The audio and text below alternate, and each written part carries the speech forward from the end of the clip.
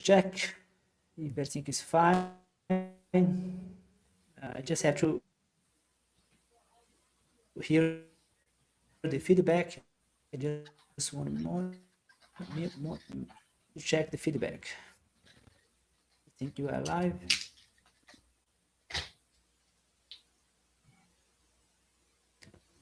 Just one minute. I just need to check the feedback.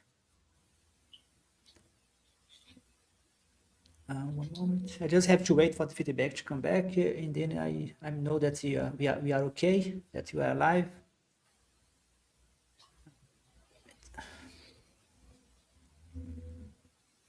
Yes, I think it's fine.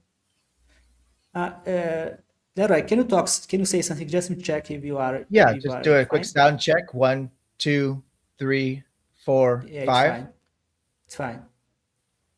It's fine. Guys, I'm very glad here to have Daniel Leeroy. He's a YouTuber. He has his own channel called Objective Morality. Since we are going to have a conversation, like a dynamic conversation, but we here the idea is that we don't have a guest. We have like we both talk to each other, exchange questions. So basically, he's from the channel Objective Ethics, and we got to know each other by Richard Carrier. We both interviewed Richard Carrier, and you saw that you had a lot in common. I saw some of his content on his channel, and we have the opportunity, since it's a kind of a dynamic conversation, I'll allow him to present himself and to talk a little bit about himself, and you can start the conversation. Please, Daniel Leroy. Well, I'd like to thank you very much, brother, for giving me the time to come and speak with you because, when you reached out to me, as you mentioned already, we have both talked to Dr. Richard Carrier. I'm a big fan of Dr. Carrier's as a philosopher. Really, I know him more as a historian. So when I started to engage in formal debates on objective morality from a secular position, in doing my research, I came across Richard Carrier's peer-reviewed work. And I thought, Richard Carrier is putting out peer-reviewed work on morality. That's really interesting because I've always known him from as a historian, especially when his Jesus mythicism and that theory and stuff. And so I was immediately interested in finding out more from what Richard Carrier's position would be on this particular topic. And I've done a lot of research and come across, because of my own interest in the field of morality, like Sam Harris. We had talked a little bit backstage about Sam Harris and Richard Carrier. And then, of course, the classics like Aristotle, Socrates, how does St. Thomas Aquinas? There's so many different ethical views on Nietzsche. There's so many people, David Hume, Kant, of course. There's so many people who have thrown their hat in the ring when it comes to the debate on morality. Is it objective? Is it subjective? And I find it to be a fascinating conversation, and there's a really lot to unpack there. But the thing that I get involved in personally with my channel is trying to help people understand that whether you think morality is objective or subjective, the one thing we know for sure is you do not need a God belief to be a good person. That's really important. And I think that's one of the things you and I were going to discuss today is morality from a secular worldview, because a lot of religious people, whether they mean to have ill intentions or not, they try to use morality as a cudgel or as a weapon against the non-believer to say, well, you don't believe in God, you cannot have access to morality. And of course, this is ridiculous, right? That's so cool, so nice. It's a kind of funny story because I came to Richard Carrier by I wrote a book called the it's a I don't know if in English you have this name, but in Portuguese you create a kind of G Bible. It's a Bible. It's a GB book, G Bible. So it was a funny book. But then I came to Carrier as I was doing the research about Jesus. He was asking. I found one of his talk about did Jesus exist, Mhm. and I was very impressed how easy he could explain, because I saw a lot of talk.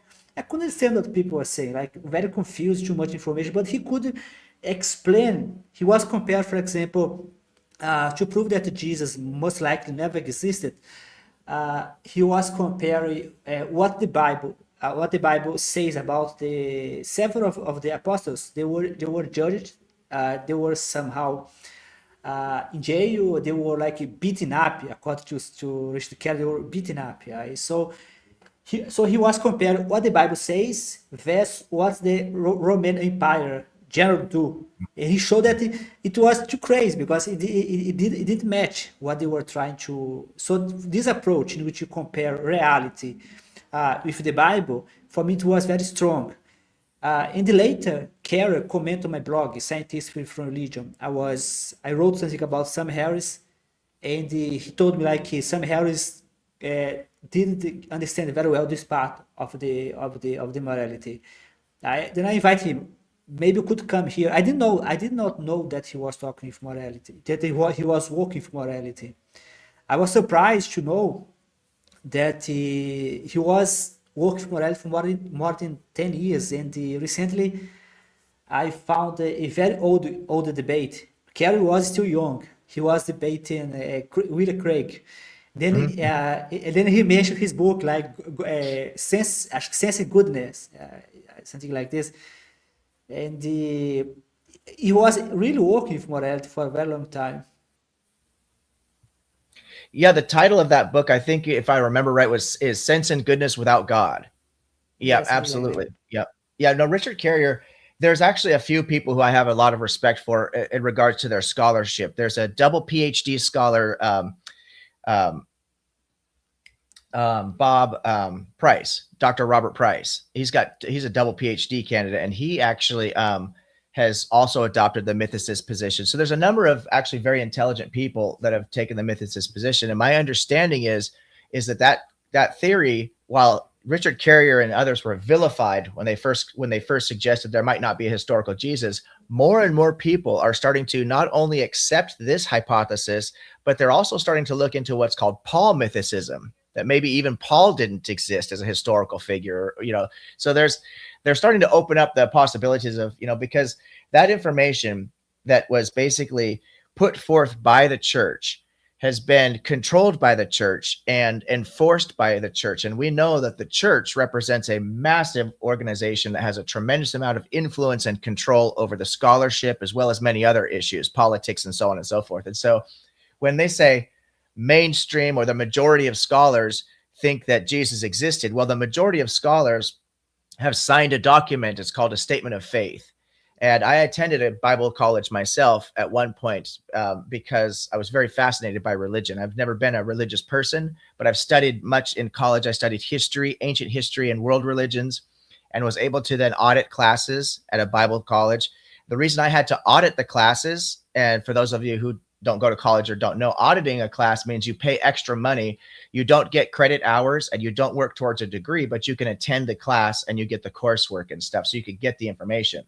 The reason I had to audit the classes at a Bible seminary is because I would not sign a statement of faith because I was not a religious person. Maybe you could explain better because in Brazil, I don't think that you have this. You have this. I know that the American system is different. So you basically could attend a lesson without have a degree. So basically, Yeah. you do those every course, and later you can somehow use that during the university. So with the auditing process, what that means is that you can attend a class and you can pay extra money, but you do not get credit hours. You're not getting any credit towards any type of a degree. So it's great if you have a hobby or a passion for learning a type of information and you just want the information. You don't want to register as a student with the campus and things of this nature, go through whatever their system is. Then you can just pay an extra amount of money just to take one specific class. When it comes to, and not all colleges, not every college may not even allow people to do this. Most secular colleges, undergraduate schools would allow a person to do this. But when it comes to a Bible college, not all Bible college will even allow people to do this. But I have found two on the West Coast, one in California, one in Oregon, that allowed me to do this. So I took a handful of classes, about 6 different classes I took down in California and a couple more up in Oregon. And so learning things about like Marcion or how the New Testament was composed, a class on Luke. I took a class on the origins of atheism and agnosticism, different things like this. And one of the things that I was saying about the statement of faith, though, is in order to actually attend as a student, you must sign a contract with the school at the very beginning when you register that says you will affirm whatever their school, is doctrine is. And so different seminaries are going to have different, maybe it's a Trinitarian or a dispensationalist or whatever. So it's a seminary. A seminary. Yep. Bible college, seminary and Bible college, the same thing. Yeah. Mm. So it's a Because Christian college that's specifically set up to teach people how to become ultimately working in the field of ministry, whether you be a teacher or an author, a professor, something of this nature, a so so missionary. at the beginning you wanted to be a missionary. No, you thought about it Myself personally, because you took the course, but you took the yeah, no, course because I did not want to. Yeah, no, I never wanted to actually work in a religious field, but I had a passion for studying this idea of religion because my because passion was really. I saw a couple of people in Brazil, for example, some story that they started as a Christian in a seminary. They did all the theology, but they became atheists as they they finished the course. So I was asked because maybe you start as a Christian, so you were already an atheist. You were not a Christian. Yeah, I've always been. I would refer to myself more as agnostic, but Ah, yes, it, that's an interesting there is topic that I would truth like to to that, bring. though. Yeah, there is truth to that, though. That atheism, agnosticism, people have different understandings of these words. I consider myself to be agnostic, but it is true. I do not believe in any gods. So you could apply the term atheist to me. Yes, It because doesn't. I saw your debate. I saw your debate, but maybe now you can explain better. I even thought to post a reply to your debate. I saw your debate with that guy from a Muslim guy that you invite Yeah. him to a channel to prove Mhm. that God exists. I didn't watch all the debate. It's about 2 hours. I saw the beginning of the debate, then I thought to reply. Then one thing that made me a little bit confused, so you can maybe talk more about it, because you said in the beginning that you were agnostic. I mean, you were Mhm. agnostic, but most of the discussion, because the guy was there to prove that Allah exists. He was not there to prove Mhm. that the God of Spinoza or the cosmic God. He was there to prove that Allah exists. So basically, you don't believe in Allah. Do you believe in Allah? I think no. No, no, I actually don't think that any gods exist. I don't. I really don't. I'm So you agnostic are an because, atheist. You are an atheist. yeah, yeah, you could say That's what I was atheist. thinking The in my reason. head because I don't know if you know about Peter Russell. Russell, why not a Christian? He say like this: for people in general, like general people, I'm an atheist because if you say agnostic, no one understands what's agnostic. So when I'm talking to a philosopher, I'm agnostic.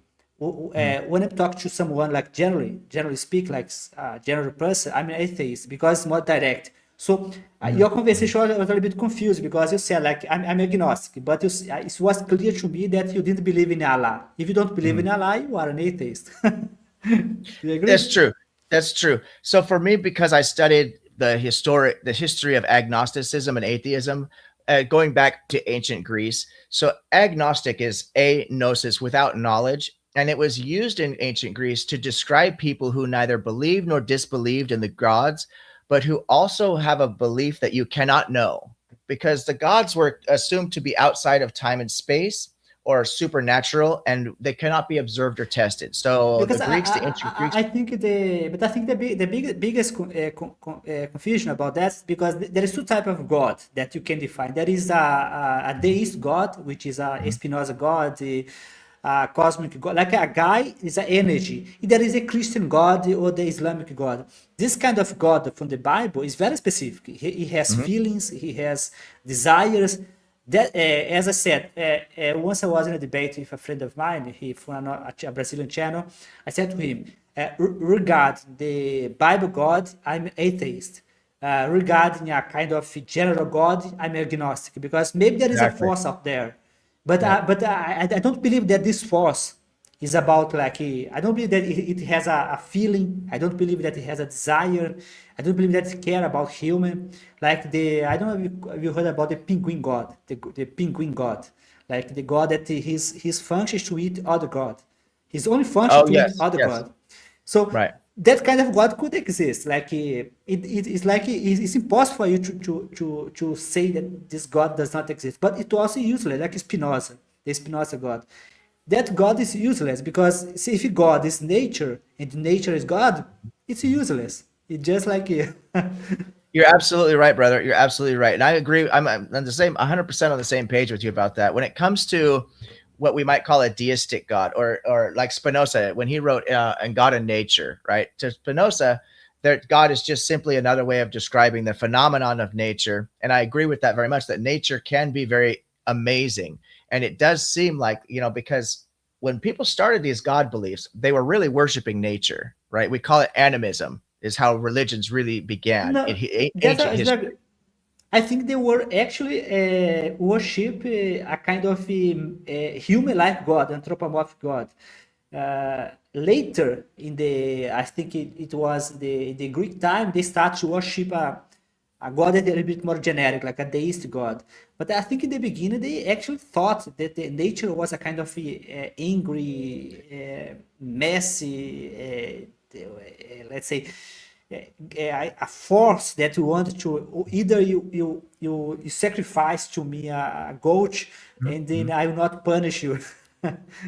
Yes, yes. No, you're right. So it's called animism, is where they would look at like the thunder or the rain on their crops or the lightning, things that they did not understand, that were natural phenomenon. They did not have an understanding of the scientific method.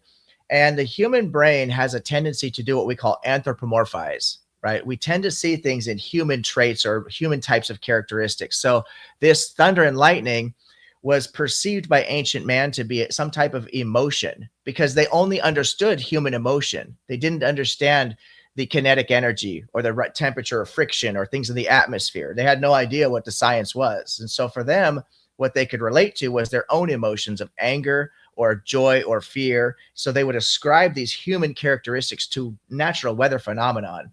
Then, as they started to anthropomorphize the weather, it was called animism, animating the weather.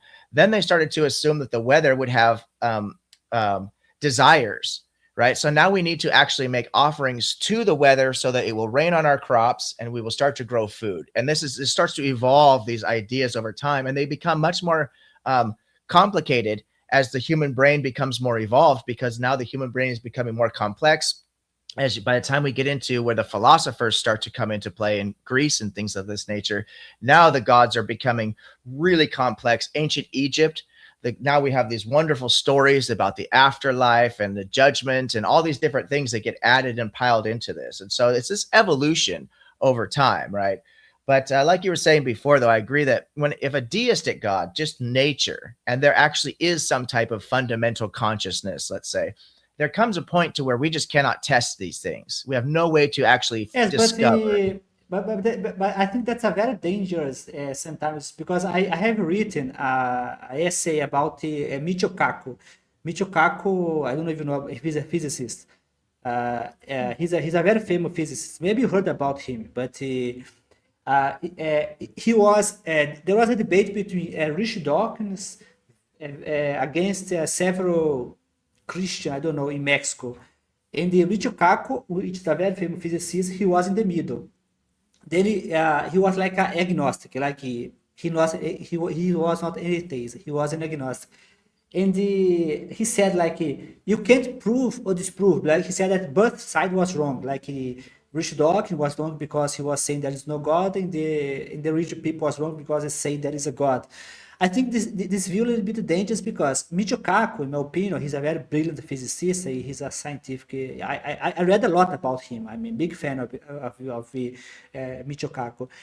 He's a Japanese scientist, and but I think this idea a little bit dangerous because when a religious person talks about God, he's a very specific. Like Jordan Peterson liked to say, like Jordan Peterson when he was debating Sam Harris, he liked to say about God, but he is a very generic. When you talk to a religious person, the person is very specific. They want a God that has feeling, that is angry, that he responds to the prayer. That kind of God, there is no chance, as I see it, that this kind of energy exists. And it should be very clear. Sometimes, like Peter Russell, I love Peter Russell because Russell was direct. Russell was not like, why not a Christian? He was written about 100 years ago. The book sounds like it was written yesterday because Bertrand Russell was very clear and direct. He didn't. I wrote a book recently called The Einstein Paradox. My book is in Portuguese. And I compare Albert Einstein with Bertrand Russell. They lived more or less at the same time. Einstein was very confusing and fuzzy, like the Spinoza God. I mean, Einstein was an atheist, but he could not say it. Bertrand Russell is a really deep thinker, and I also like Richard Dawkins a lot. Actually, I'm a big fan of Richard Dawkins. In fact, I consider myself to be fortunate to be living at a time where I can actually see Richard Dawkins do his discussions and debates live. He's going to be a great loss when he passes away. He's a brilliant man, and I would agree with Richard Dawkins. And I think you might be alluding to this, and I don't want to put words in your mouth, but maybe clarify for me if I'm wrong here, okay? But I think that we're all on the same page that when we have enough criteria for any claim, whether it's a God claim or science, any claim at all, doesn't matter. If we have enough criteria, enough data points to examine, we can make a determination. Yeah, this is absolute BS, or there might be some validity to it, or we have to suspend belief until we can further investigate. When the formal religions, what I call the organized religions, so the Abrahamic faiths, for example, when they give us this particular God, whether it's Allah, Yahweh, or Jesus, they have these fully developed stories, these narratives, and we have a lot of history that we can look at to compare when these stories were developing, what was actually happening in the real world. We also have science on our side that we can say, well, what does science tell us about the real world that we live in? And we can compare these claims, and we could say, you know what, this God does not exist. I could confidently say there was no Jesus God, there's no Yahweh God, there's no Allah God, because of the criteria has been given to us to make that judgment. I cannot say that there's no fundamental consciousness. I cannot say that nature and God are not indistinguishable. There's things I cannot say. I would say, as far as Spinoza's God, it's called a distinction without a difference, right? Or a difference without a distinction. It's a fallacy, right? You say these two things are different, but when we compare them, they're actually the same thing. And I think that's what Spinoza's God really is when you call nature God or God nature, you're really talking just about the same fundamental forces that create life, right? So if there's no actual distinction between the two, there's no difference, then why try to distinct one from the other?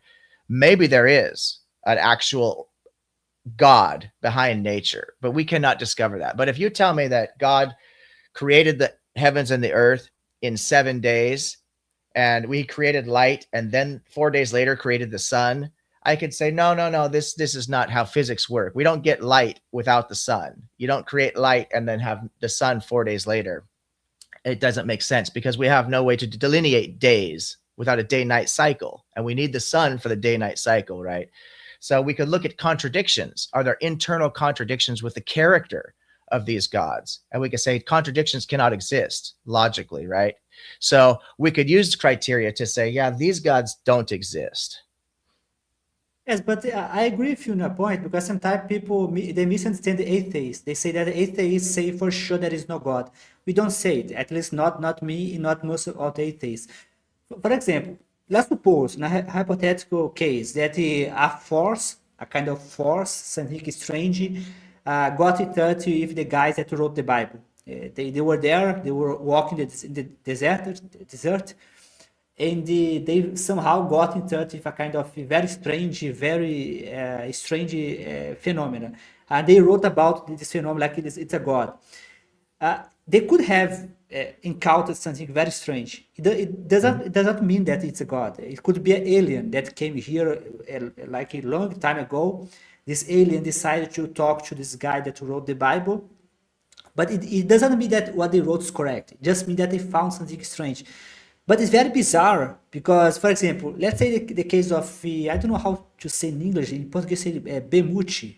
It's a kind of a monster in the book of Job. They have 7 monsters in the book of Job. I try to make a reconstruction of this monster using AI. You don't know which kind of monster is that. It could be an elephant, it could be a saber tooth. We don't know because the Bible is so strange. They cannot define anything. It's very so fuzzy. So maybe they saw something, but they didn't know how to write it. Well, that's where it gets a little sticky, because we want to be fair and reasonable in all of our judgments, right? We don't want to use because we all have a bias in whatever our position is, and we all have certain presuppositions that we adopt.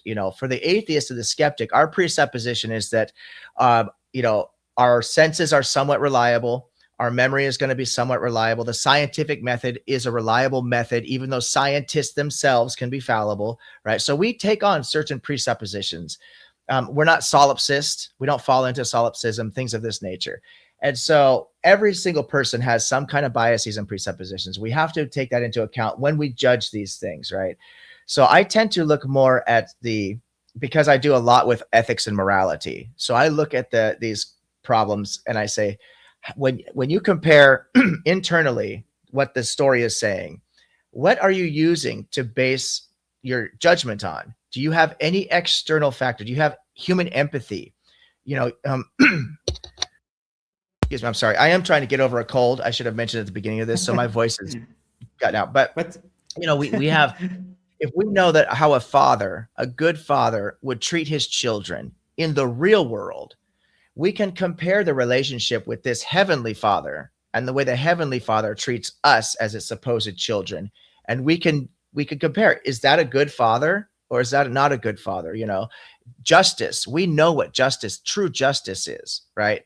Justice requires fairness at fundamental root, which means treating like cases alike. We don't punish some stranger for somebody else's crime. That's unjust. We know that. We would never allow a system to like that in the modern world, right? So when people say, well, God's ways are higher than our ways, we're not in a position to judge this God character, I say, absolutely, we are. In fact, we have a responsibility to judge, to make these it's a miracle. judgments, right? It's a mysterious ways. Right, It's a right. mysterious way. Yes, but it's a little bit bizarre when you think about it because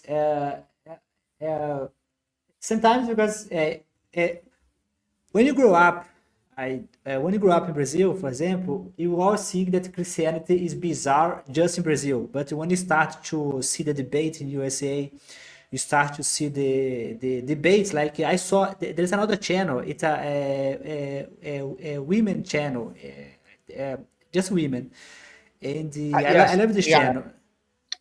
Yes, I can't think of the name of it. I can't think of the name of it, but I saw it recently myself about a month ago. They're yes, but smaller group, right? yes, they join together. So Yeah. I saw some of the debate like pro-life, pro-choice. Then I saw one atheist against the 20 Christian, like just women. Mhm. And Mhm. you hear very bizarre stuff. You think to yourself, how people can say that? For example, one woman, she was close to a Jewish woman, and she compared the abortion to Holocaust, and the woman said the Jewish woman said, I'm very offended because it's not fair that you compare your abortion clinics, your abortion organization with one of the most bizarre stuff that human did in history.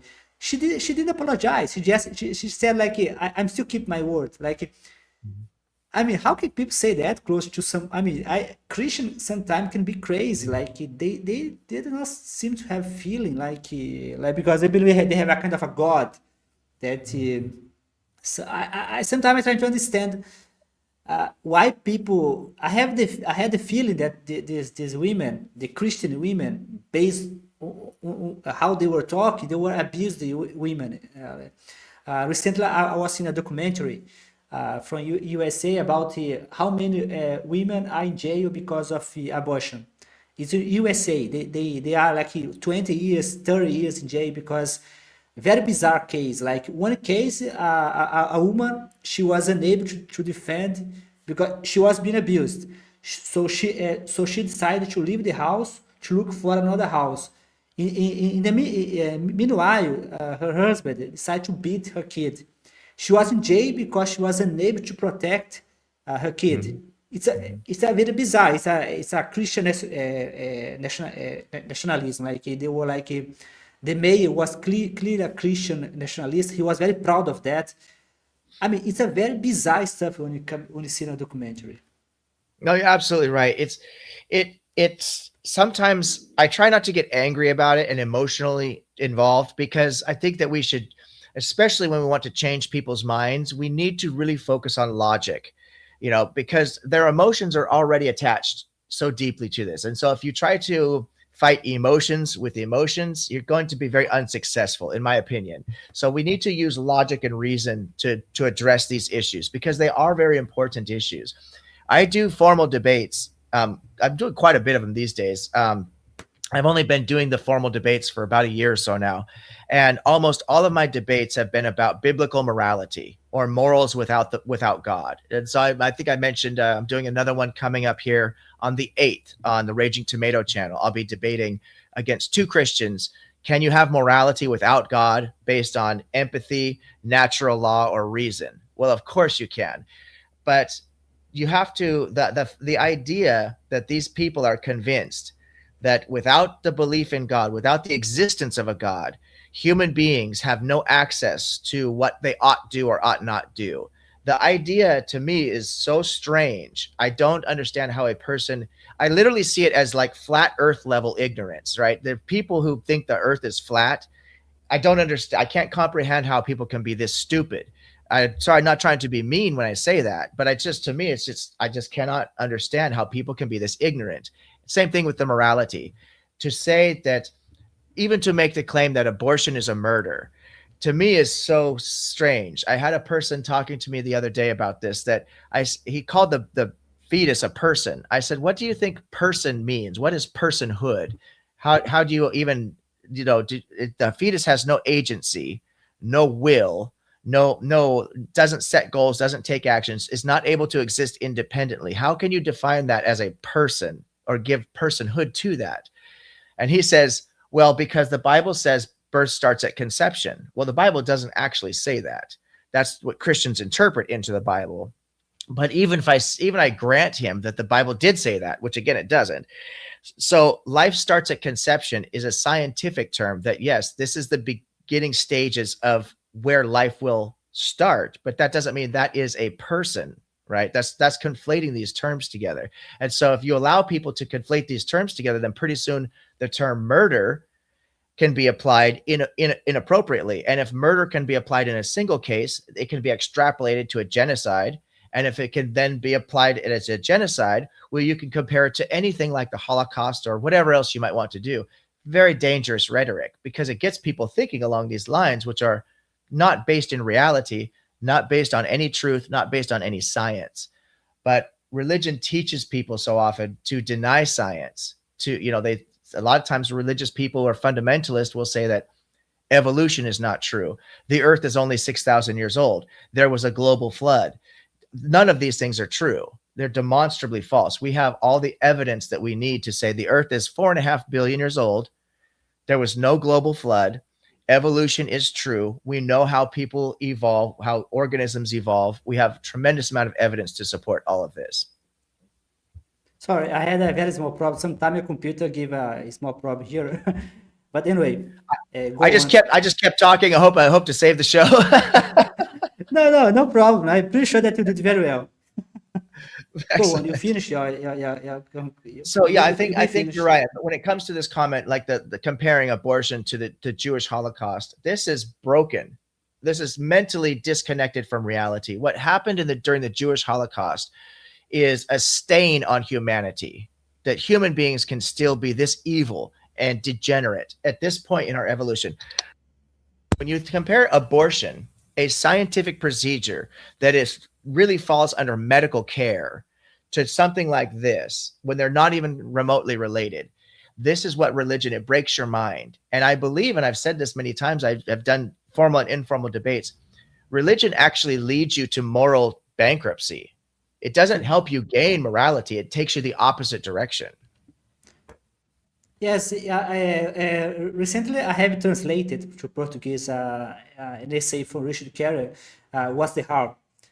And he was, because there is some Harris and Rich Dawkins. They believe that the moderate religion, the moderate form, the let's say the soft form, they are pretty bad as well. In the case of Richard Carroll, he believes that the moderate form of religion is a kind of a middle step. He was basically saying about that because in his paper of 2025, actually 25, I think it was the same paper that he talked to me. Then I think the same paper that you found. He basically say like this, basically like this. He gives the example of the Amalekite. I think the name is Amalekite, in which God gives the order to kill everyone, even the baby, the donkey, everything. The bizarre, let's say, behavior is how people need to justify that. I follow a lot the atheist experience, the podcast atheist experience. And sometimes you see the Christian try to justify, for example, I watched some debate, for example, one case of slavery.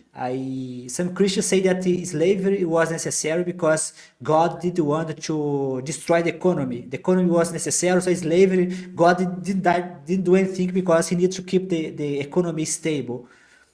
But imagine how bizarre is you think about a God that you are all powerful, but he cannot find the economy that does not depend on slavery. I've heard, yes, no, brother, you're right. I've heard all of these. These are really bad arguments that the Christians are making. They are very proud. They say it very proud. It's like they say it loud and they say it with a smile on their face and they say praise Jesus every time. You know, it makes no sense. It's because I don't normally have a lot of discussions informally with believers because I find that you tend to push a Christian or a Muslim or a Jew in particular, even a Hindu, depending. There's atheistic types of Hinduism. So there's different, it depends on how you approach the situation. But when it comes to the anthropomorphic God beliefs, particularly the Abrahamic faiths, Christianity, Judaism, Islam, when you really get in and can debate these people, right? And you know your history, you know the Quran, you know the Bible, and you know philosophy, and then know science, you have all the tools that you need to basically reject all of their claims. And you push them into one of two corners. You push them into cognitive dissonance or moral bankruptcy. And it always goes that direction. And so they either spin their wheels when they're trying to defend an unscientific claim, like the sun being created after light, 4 days after light. That's inexplicable because it just can't work that way. You know physics yourself. Then like the kind of the ark, they say that it was kind, not species kind, like whatever that means. It makes no sense. There is a debate between Bill New and Ham, I think Ken Ham. And Bill New did a very fast calculation. How fast you need a species to evolve? Like you see a bird in the day, in the night the bird was gone because it was extincted. It's basically impossible for you to have this kind of speed for the evolution to work. It's supposed to have a kind of kind, whatever that means. They never define what's a kind. Yeah, there's no taxonomy. There's no taxonomical kind. You have family, genus, species, clave, kingdom, right? We have all these different, taxonomical divisions to understand the evolutionary process, and kind is just a way of that an ancient Bronze Age culture would look at something and say, oh, that looks like a horse or that looks like a dog, and that's their understanding. Like the case of in my book, I give this example. The case of bat, they classify as bird because it flies, so it's a bird. Right. But it's actually not a mammal. Bird. It's a mammal. It's like human, right, exactly. The hand of the bat, like similar to your hand. I have one question for you. It's a curiosity. Like it's a kind of share with you. You are American, right? Yes, that's correct. American. I live on the West Coast. Yep. Yeah, but you are American. Like today is very hard to say what's American. They want to define this, like they want to say like the true American, but you are American. Today they're trying to Yes, define to I say was like, born in America. I'm technically Irish. My family's Irish, but I was born in America. Yep. but they consider you an American. Yes. Uh-huh. It's okay. So sometimes I have this kind of I'm not saying nightmare, but it's a kind of fear because I saw a lot of episode of the atheist experience. I saw Christians say stuff online by atheist experience that is very scary. They defend slavery. They're not afraid of that. So I think to myself, imagine if the atheists for the United States they are unable to hold back those Christians, this crazy Christian. Now I just read very fast. I mean, very fast. They decided Utah is not a kind of Christianity because Utah has a Christianity that's very crazy. They decided there's a list of Christianity. The Utah is out of the list. I thought to myself, imagine this guy, this Christian, with the atomic bomb, with the most powerful army of the world, with the most advanced technology, come from USA, is a very powerful country, military power, technology. Imagine this crazy guy with the atomic bomb trying to let's say to evangelize people, trying to impose like sometimes I'm afraid that they will bring back slavery. Like they're not ashamed of slavery. They say it online like it experience. It's like something normal. It's a fear that I have. Imagine the Donald Trump is basically he threat Greenland that he would take Greenland away. He threat everyone, even Brazil. He said that he would attack. He went to Venezuela. Imagine if Donald Trump has no like no Congress, no one to hold him back. Imagine Donald Trump without no holding back. Yeah, there's a lot to unpack there, brother. So I'm not really concerned about Christian nationalism for one reason. Now, it is extremely dangerous potentially. If people were to actually come into power and enforce Christian nationalism, it would be most dangerous for the people within this country, more so than internationally, believe it or not, because they would shut down abortion, so women would no longer get health care. That would be a terrible setback. I don't know that they would institute slavery, but their immigration policies and deportation policies would be outrageous. Crime, the strictness on different crimes, things that are not illegal that would become illegal, especially things that might affect like the transgender community or the LGBTQ community. They would take away gay marriage. So there would be a real regression on the people of America. I don't know internationally how that would all pan out, to be honest with you. But the reason I don't take this threat seriously isn't because it wouldn't potentially be very terrible. It would, certainly.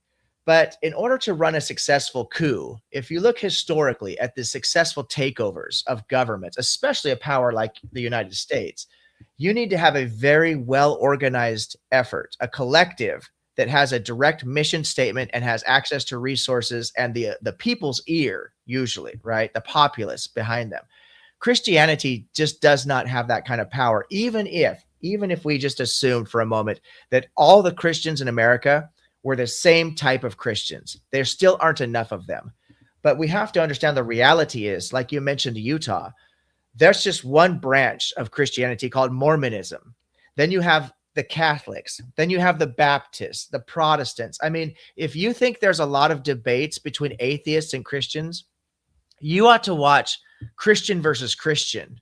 That's Yes, all I over saw. the place. Yeah, I saw one very fast. I thought it was worse than it was like a evangelical against Catholic. I had a mhm. feeling that was worse than against atheists. It was very heavy. I didn't see all the debate. I just saw it very fast, but I had the feeling that the energy was much worse than compared to what it's they it's insane. debated. They cannot agree on anything. In fact, when I've had debates here, I recently had a formal debate myself against a Christian. Should we use the Bible as the basis for morality? And I explained in my debate, and the reason I do so well in that particular debate topic, I've debated that topic, I think 2 or 3 times now. I've done very well because before I even get into like the stories of slavery or like the Amalekites and throwing rocks at disobedient children, before I even get into those particulars, the very first thing that I do in my opening is I point out that there's 40,000 plus different denominations of Christians alone fighting over what the Bible means. So you cannot use this as the basis for any type of government, because 40,000 different groups of people can't even agree on it, and they believe in the God, they believe there's truth, they believe the Holy Spirit, and they still can't agree with each other on what the Bible actually means. So it would be dysfunctional to think that you could use something like that to build a government on. 40,000 different groups of people who actually believe it's true can't even agree with each other on what it means. Yes, and that was. I'm not a historian in the USA, but I sometimes I read, sometimes I see documentary, sometimes I see debates. It seems that USA was built to avoid this kind of madness because Donald Trump. I even written a couple of blog about that. There is this guy that he wrote how to save the democracy. I forgot his name, but uh, basically it seemed that USA decided to build a country that was they tried to avoid two different let's say threats to USA democracy. First is a dictator, is a president that would be a dictator. Second, that a religion would take over the country. Donald Trump is basically both of them in one. So he's like a religion guy that has all these crazy people behind. He act like he don't it does not like to hear that. He get a little bit angry. I saw in some interview he called him fascist. He is not very happy about that, but his behavior is like that. Donald Trump, excuse me, Donald Trump is a very interesting character. Because I don't know the man personally and I'm not involved officially in politics, I really can only just look from the outside in. As an American citizen, my prices for groceries and gasoline, my property taxes, the rent we pay, the mortgages, these things they rise and they fall. This is based more on economics than it has to do with who's in the office. Some things he can affect directly, like when he's bombing Iran right now and fighting over the Strait of Hormuz, the gasoline prices go up, right? Obviously, the oil price go up, it affects the gasoline prices. So the president does have some direct control over the economics, but it's really has to do more with the banking system, the stock market. Things are really not in the president's, purview. So for us, we're looking at, okay, is the president going to get us involved in a world war? Is that something we have to be very concerned about? Is the president going to try to pass a legislature that's going to make gay marriage illegal? These are the types of things we have to be concerned about. But Donald Trump is only a representation of a system that does have checks and balances and does tend to overcorrect. When it self-corrects, it overcorrects. Because if we look at the previous president, Joe Biden, the criticism with Joe Biden was that he was so mentally incapable, he was so old and senile that he wasn't really the president. He was just like the face of the country, but there were people behind him who were actually making all the decisions. So that was the previous president. And now we go to this president, Donald Trump, who won't give up any control, who is now seen as a dictator. So we're overcorrecting too much all the time. Yes, I think I saw I'm not a debate. I saw a conversation from Hillary, not Hillary. I forgot her name. The one that was previously they compete with Donald Trump. I forgot her name, but anyway, that lost. She lost the election, and she was talking about Kamala Harris. Kamala Harris, yes, Yes, right, yep, correct. yep. And I thought she was brilliant because she could explain precisely what Donald Trump is doing. For example, the trust. Donald Trump is lose the trust of everyone. Like he decided to threat Europe. He called Europe a sick, weak country. He said that he would take over Greenland. It doesn't matter if you're going to do it or not, but it's still he created a kind of instability. The relationship between Brazil and USA, it has always been a good relationship. If you take the history of Brazil, the history come back from the emperor, the Dom Pedro II, our emperor. He was very close to USA. Brazil is supposed to be called United States of Brazil. The first name was United States of Brazil. It was USB. He was spied in the United States. So he decided that everyone is an enemy. It does not matter how old is the relationship? So Kamala Harris, she was basically explained like that. Even if Trump leave tomorrow, the damage is already done. Like he tried to tax Brazil several times. Like he tried first. The Supreme Court said that it's not legal. You can do it. Then he started to invent. He created a big lie. Like the guy lie all the time. That in Brazil you have like children work, and then because of that like, we are going to tax you because all your labor is children, like abusing children. It's a big lie. It's true that you have problem if children working, but we are trying our best to fix it. So the guy lives a lie. Like as I was talking to Richard Carrer, I proposed to Richard Carrer, the model of Carrer.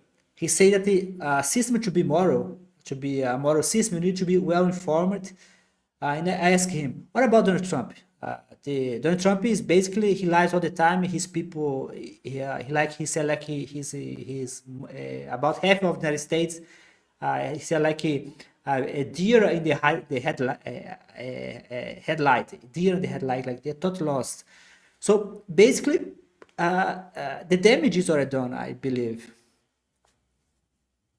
Yeah, there's that is a problem because what Donald Trump is doing that will affect America on the long term very negatively is as you say, when you damage these relationships after Donald Trump is out of office, and hopefully we don't put somebody like JD Vance in replace. We don't need another type of Donald Trump to just step in. That would be a real disaster.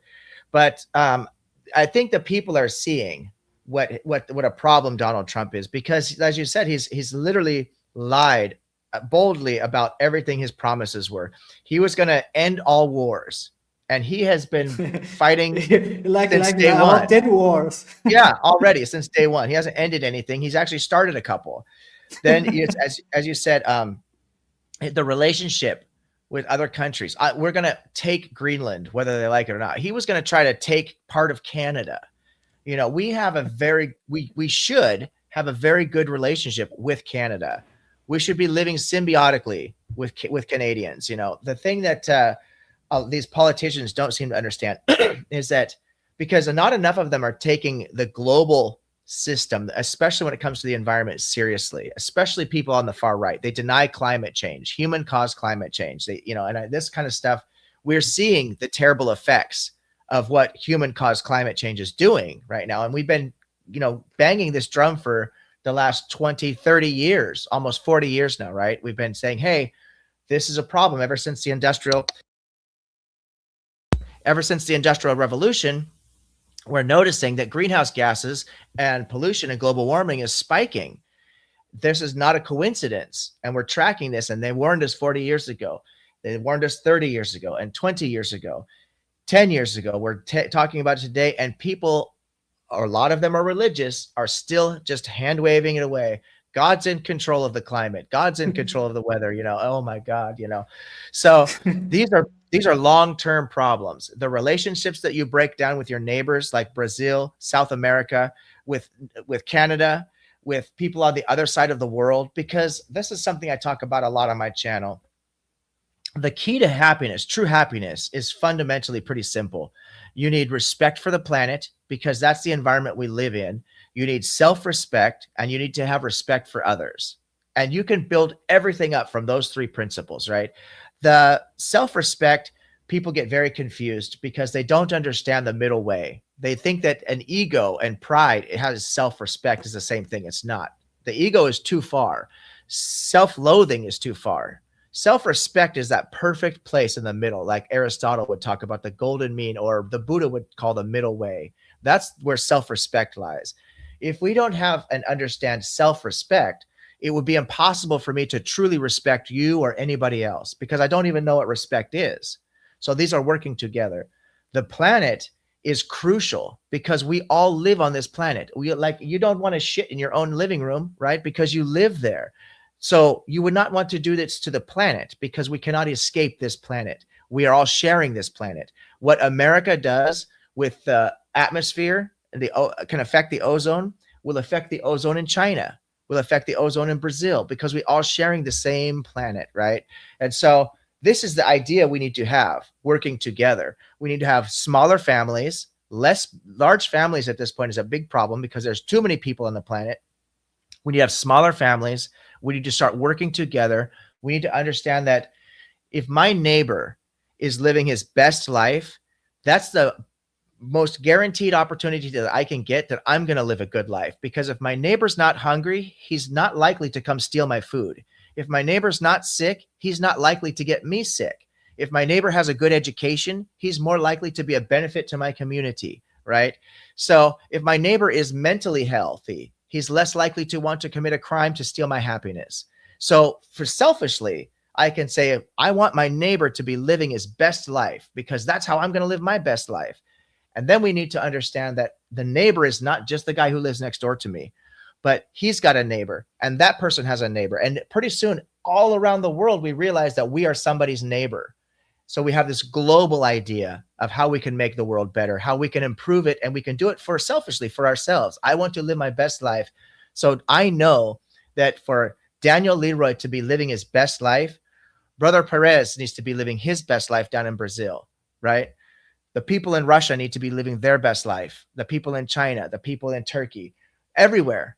And that's how I'm going to live my best life because we're all going to be taking care of the planet and taking care of each other.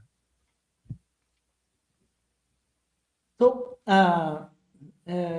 remember that you can as well do questions. You can as well start a conversation. But I have a question for you that I did for a French activist. Yesterday, I had a conversation with a French activist, Gilles Ragnot, and it has to do with United States. I don't know if you heard about it. I don't know if you saw somewhere, but there is a scientist, a group of scientists in Utah. They did a very interesting, but I did a very strong critique of this paper. They published two papers, not in a journal. They published a preprint. Preprint is a research that is still under investigation. They published one that I did a very strong critique. They took several chatbots like ChatGPT, Gemini, Claude, all these large language models, and they have shown that the model does not start a conversation about religion. The chatbot you never introduce religion. Like if you ask, for example, I'm facing very difficult problem in my life. I have done a huge amount of mistakes, and what should I do? The model will always give you like secular, even meditation. The model will ask you to do meditation, to look to a psychologist, to do a therapy, to do secular. And the author, they claim that the chatbot should introduce religion because they say religion is important to billions of people. Therefore, the chatbot should start a religion conversation. It's what done in Utah. To be fair, they have used human for all over the United States, but the let's say the headquarters is Utah. I have already invited the author.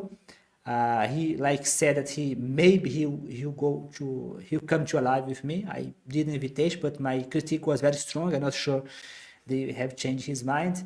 Anyway, how do you feel that a chatbot created in the United States is going to talk about religion like this chatbot they use everywhere in Brazil, in France, and like the chatbot is created in Silicon Valley, but they are used all over the world.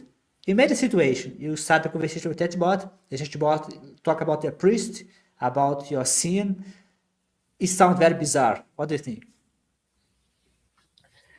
That is really interesting, and I'd have to. I'm shooting from the hip here because I haven't heard this before, so I reserve the right to change my answer later.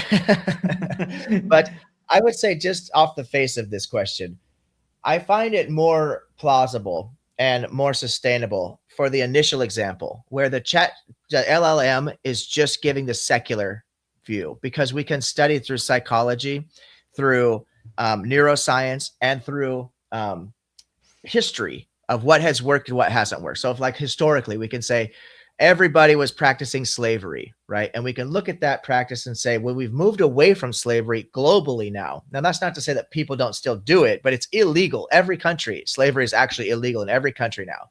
So what has changed? We see historically there's been a change, and the LLM can look at this and use this as data, right? And we can say, well, we've realized that the idea of owning another human being as property affects their freedom, not just their freedom, but their well-being. And we find that when we affect other people's freedom and well-being, it has a negative impact on society.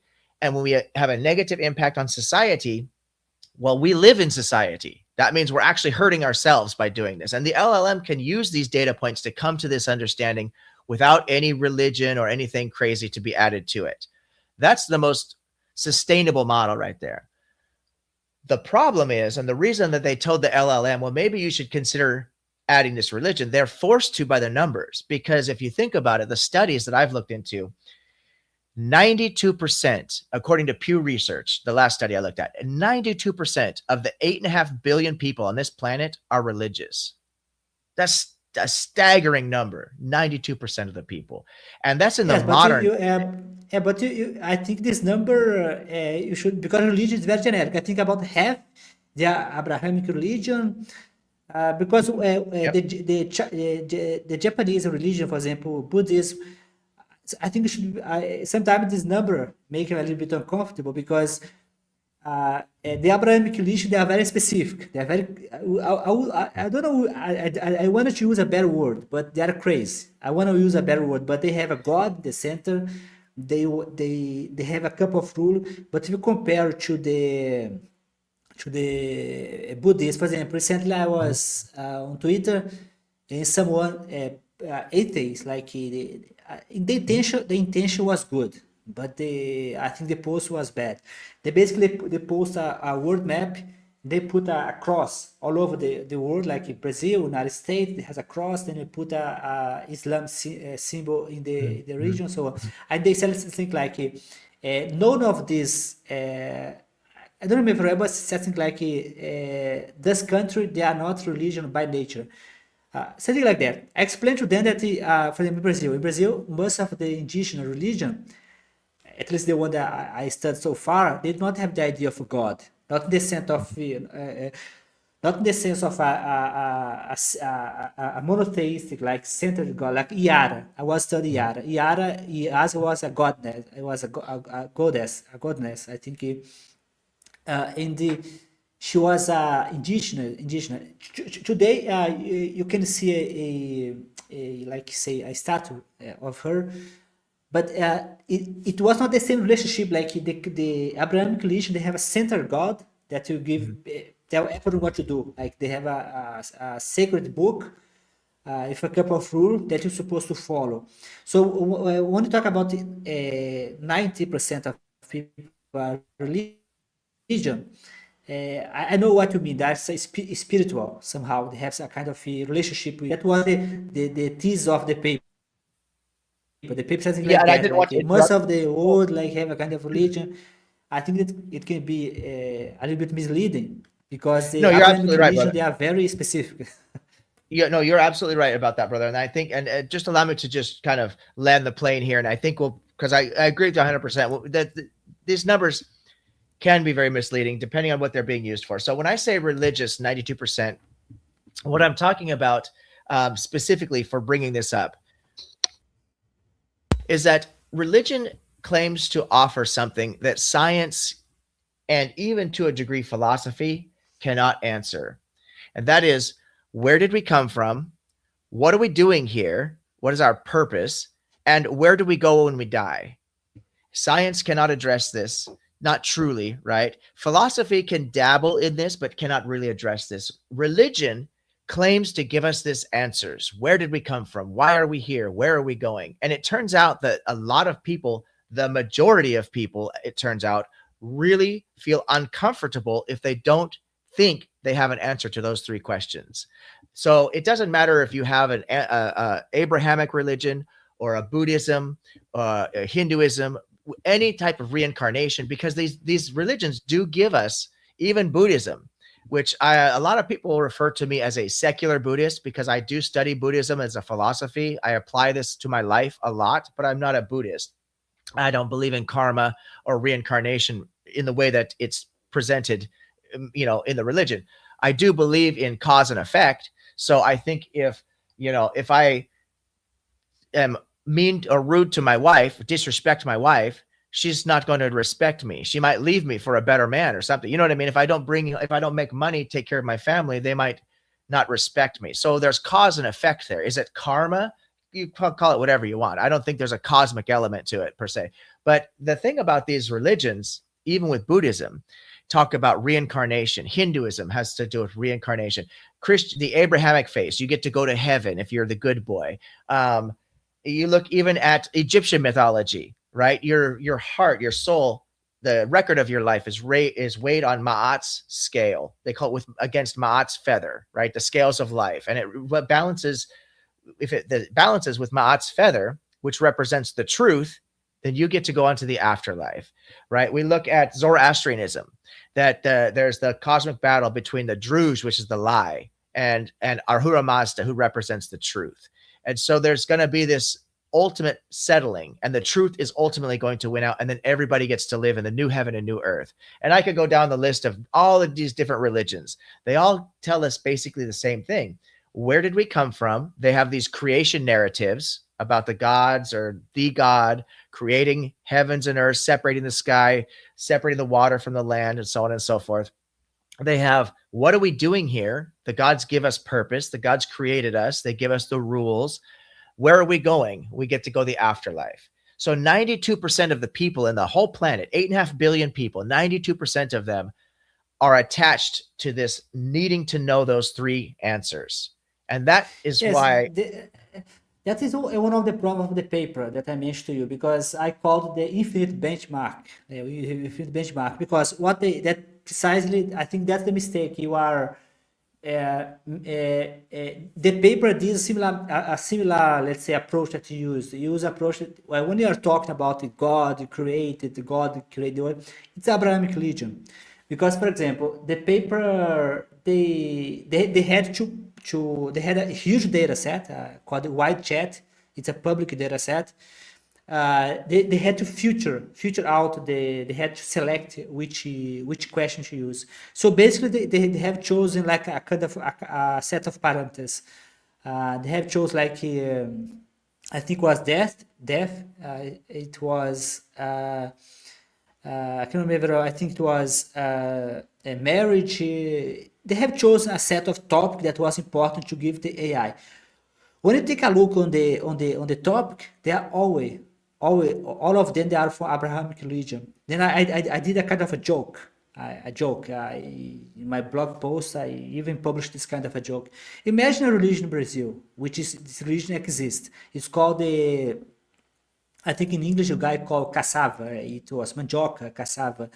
There is a legend on this religion in which the cassava, in Portuguese we call it mandioca, it was born from a virgin. A virgin gave birth to a girl. Her daughter died very young. When she was buried, the cassava, mandioca, was born. Then I did the follow joke. Imagine if the chatbot, whenever someone asks, where does the cassava come from? Where the mandioca come from? The chatbot has to explain the scientific explanation, but also introduce the legend of the cassava, of the indigenous people. Their model of religion just work if you consider the Abrahamic religion. So they said religion is important to billions of people. The question that I did on my post, which religion? Because there are so many. And the description that you just gave here, most of them apply to Abrahamic religion. For the Buddhism. Buddhism does not have the creation. The God does not have a God. Does not have a creation. Buddhists are not worried about how the world was created. There is no creation on the Buddhism. It depends a lot of the variation. Maybe there's a syncretism, but most of the Buddhism that I know about, for example, the Zen Buddhism, which is very common in Brazil, they do not have this kind of creation. They do not care about science in the sense that they had to make a debate with atheists to prove the atheist is wrong. It's a Christian, it's Abrahamic stuff. There's a lot of truth to that. Like in Buddhism, for example, there's no beginning. There's a big difference, because when we talk about creation, we are implying a beginning to things, right? Whereas in Buddhism, for example, it's an endless cycle, and and in Buddhism also, again, we should be clear, there are many different types of Buddhism. It's not just Buddhism, it's like anything else, right? There's many different branches. And so it's a general concept that there's no creation. There's no God in Buddhism, generally speaking, right? There's the bodhisattvas and there's the devas, but there's no actual like creator God or this type of a thing. So Buddhism is unique in that way. Also in Buddhism, one of the many things I like about Buddhism, and why when I talk to religious people, if I don't get a feeling that they can ever abandon their need for religion, I always tell them, go be a Buddhist, go study Buddhism, because it's a much nicer religion. You're not going to kill anybody, not just to say people who are Buddhists don't do bad things, but Buddhism itself does not teach, like the Amalekite story. You're never going to hear the Buddha say, go kill the women and children, something like that. There is even a nice story that Christopher Hitchens, I think he got it wrong in the book God's Not Great. He gives this example in Buddhism, of the king called Ashoka, in his book God's Not Great. But I think his book is religion poison everything. So he had to fit Buddhism on the same recipe, like Buddhism is a dangerous religion like Christianity. But he did, not sure if he did by purpose. I don't know if he was trying to force the model. He had the model, religion, poison, everything. So he had to put everything in the same model. And then he tells the story of Ashoka. But he does not explain very well the story of Ashoka. Ashoka was interesting because Ashoka was an emperor in India, and he caused a very bad war. He killed several people. So one day he went to the battlefield and he saw all this body killed, all this blood. He decided to be a Buddhist. So what he did to pay his debt in the world, he decided to build the hospitals, he decided to build a nice place for people to stay. His debt, was if the humanity. But what about Christianity? When you do something bad, you build a church, you give money to the church. So when Oshaka did, I think his name was Oshoka, and I think he did something very bad. Instead of trying to ask for forgiveness to a God, instead of pay a money to a church, how to build a church to pay his bad karma, he decided to do to pay to the humanity, like do nice thing, hospital to animals. So that the big difference between Buddhism in Christianity, because Christianity you always have to pay to the church, to the priest, to some kind of middleman. In the case of Buddhism, at least, as you said, you are right. There are several types of Buddhism. You cannot say like Buddhism is a very generic term, but most of the time, the like karma, the idea of karma, you are paying for something here. Even in the case of hell, there is hell. Some brand of Buddhism you have hell, but your let's say your death is limited. You Right. will not be punished forever. Christianity, you go Right. to hell, Right. you'll be punished forever. Yeah, eternal conscious torment, which is insane to say that a loving God, a perfectly loving God, would subject somebody to eternal conscious torment. And it gets even crazier when you realize that it doesn't really matter your actual crimes against the God. The terrible, the people who did like the Holocaust we talked about earlier, they're going to go to the same hell that a guy who maybe stole a candy bar is going to go But to, right? I mean, it's crazy. do you know why that? Do you know why that is the case? Do you know the case? Why? Well, I mean, because the reason people are sent to hell isn't based on their behavior No, in that I regard. mean, what I meant, the eternal punishment. The eternal punishment. Why Christianity decide to punish people forever? Do you know the No, I don't know for 100%, because this is actually an evolution because there is of the belief. previously I mentioned to you there is a women channel, women channel like the debate. And there is this debate between one atheist, a woman that was atheist, against 20 Christian. They are all of them were women. One of them said something like this: like I was a promoter. I used to I used to judge people in the justice system in the United States, and she said something like that. Why our hell in Christianity is like forever? And she said like when you make stick against a judge, like there's a judge, you like hit the judge, like so your punishment will be different from if you hit somebody else, like someone on the street. There is this book by George Minoir, I think his name is George Minoir. He explained that the initial idea of hell in Christianity was to punish because God was considered a infinite entity. He's a very infinite entity. He was a very important entity. So hell was not created to punish when you do something against humanity. It was created when you do something against God. Since God is infinite, the punishment is infinite. The case, the reason why I mentioned the case of this woman that she was baited, that she was compared the human system, the court, the human court, with God. Like, but this reason is pretty bad because in the case of Christianity, when you are punished, you are punished eternally because the God is eternal, eternal. So it was the case of the king as well. If for example, you hit the king, yeah, in the past, the king was considered God, so your punishment would be death, like you'll be cut in piece, thrown in fire. So hell was never created to protect us. Hell was created to protect God. That's the reason why it's infinite punishment. Yes, and this actually comes from some limited passages that are actually in the Bible, because there are a couple of passages that talk about the fire that's never quenched, right? And Jesus so says when you that. start to use this type of Jesus. terminology, it makes people think, oh, this is eternal fire.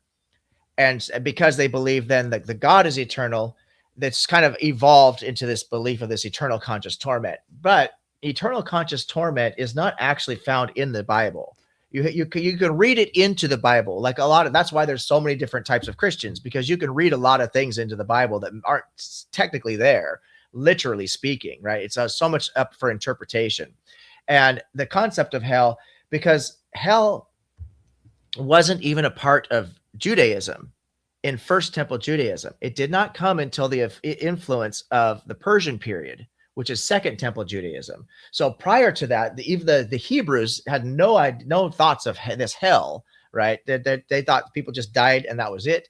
Then you get to the First Temple Judaism, where they're starting to be influenced by the Assyrians and the Babylonians, right? And then after the exile, the Babylonian exile, then Cyrus the Great comes in, as we all know historically, right? Around the 6th century, he takes over Assyria, conquers Assyria, uses it with the help of the Medes, takes over Babylon. Then he releases the Jews from the diaspora to go back to Jerusalem, and they rebuild the temple. And so now this is what we call the Second Temple period. Now you have the Persians who are running everything, right? And so the influence of Cyrus the Great, and who was who was Zoroastrian, and we even have evidence of this archaeologically, that we know Cyrus the Great was worshiping Ahura Mazda. The Persians were brilliant in their diplomacy, though, because what the Persians did was they would allow people to have their own religious beliefs and even their own local civic structures as well, as long as they paid their taxes to Persia. That's all Persia really cared about. You have to give soldiers to conscript to the army if they were required to go to war or something, and you pay your taxes. Other than that, you can worship your Yahweh God, you can worship Baal, you can worship Marduk, whoever you want. He didn't care, right? And he would even supplement them and fund some of these building projects as a humanitarian effort and to help gain their loyalty. So they're building the Second Temple. Well, in Zoroastrianism, there is this idea of this hell, but it's temporary, because, as I said before, once Ahura Mazda and the truth conquers the lie, which is the Druge, all people are restored, not just the good people, but literally everybody, because there's no lie anymore in existence. There's only the truth in existence. Therefore, there's no need for anyone to be punished for anything, because there's nothing in existence except for what is the truth, right? So you start to get this idea of this afterlife and this new heaven and new earth in Zoroastrianism. Then you start to combine that with what the Egyptians believed about the afterlife and the renewing of the sun with the dung beetle as the earth is renewed every day. Technically, this is a cyclic the cycle and the new year. And these ideas are developing. You're getting now influence from the Greco-Roman period as Alexander comes down and conquers, coming from Greece, conquers Cyrus and the Persians, and then the Egyptians. And the Jews are just in the middle of this massive, right in the middle of all this stuff happening. So you get Stoicism, you get Zoroastrianism, you get some stuff over from the East, Buddhism, and it's all coming together.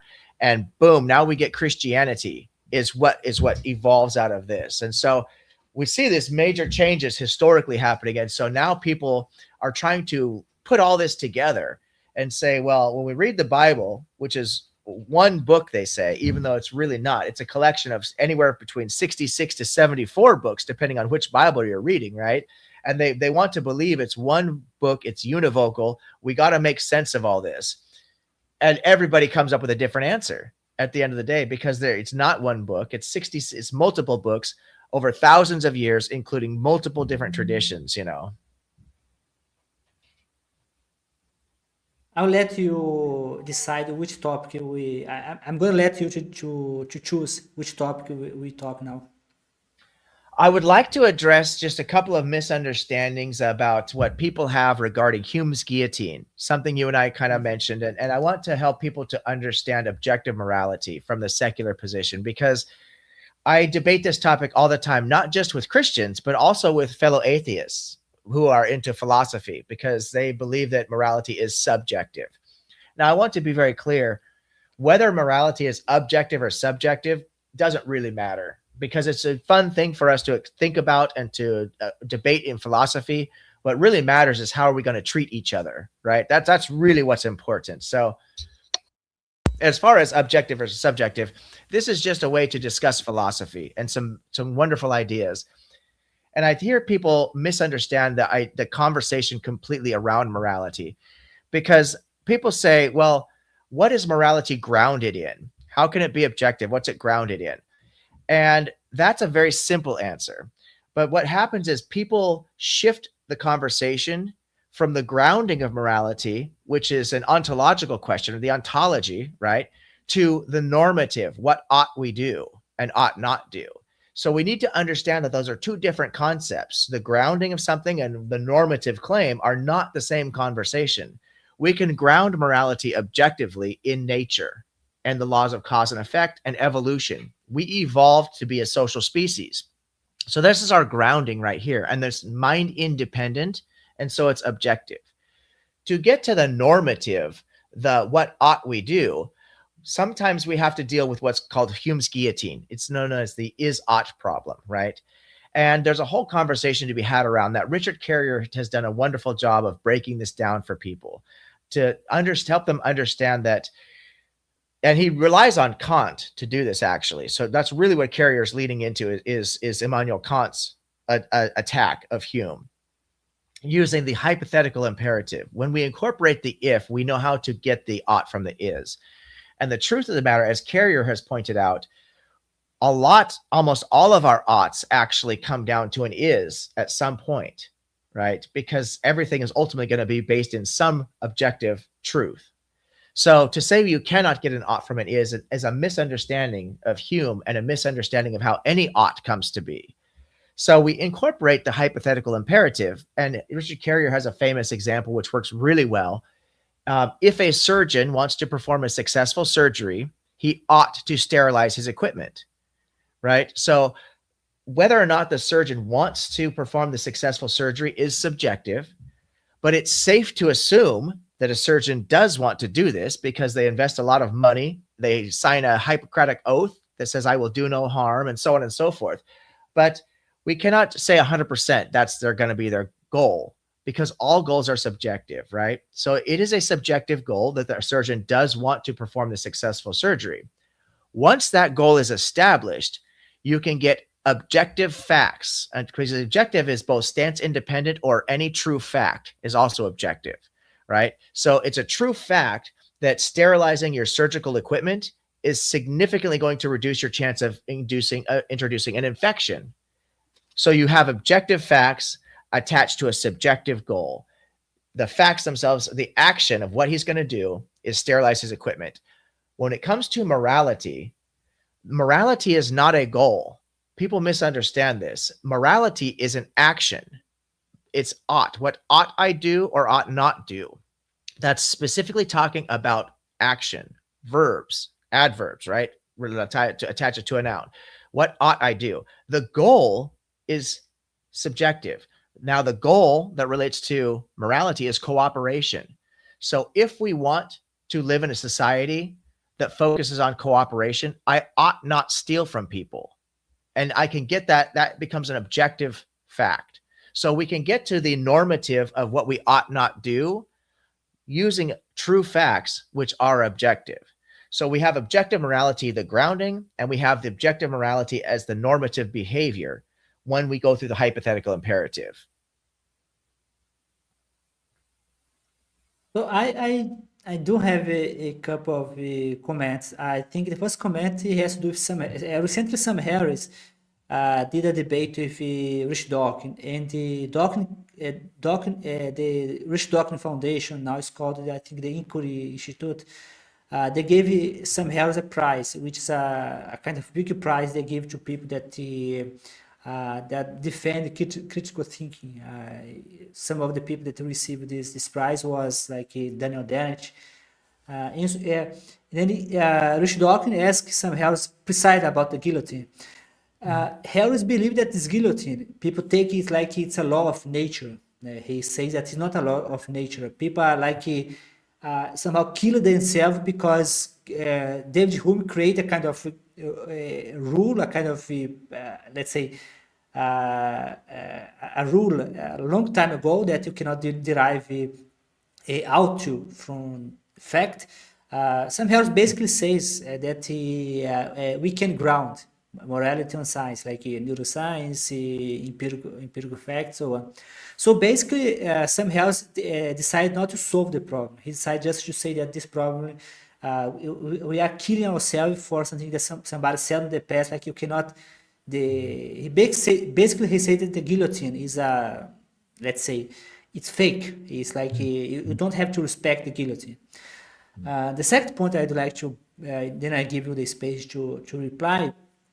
I have to check that, but I have the feeling that Richard Carrot, he kind of, let's say, destroyed Kant, because if I remember well, he said that he based his work on Kant. I think I have to check that, but I think it was the opposite, because he gave an example, his paper, he gave an example of Kant.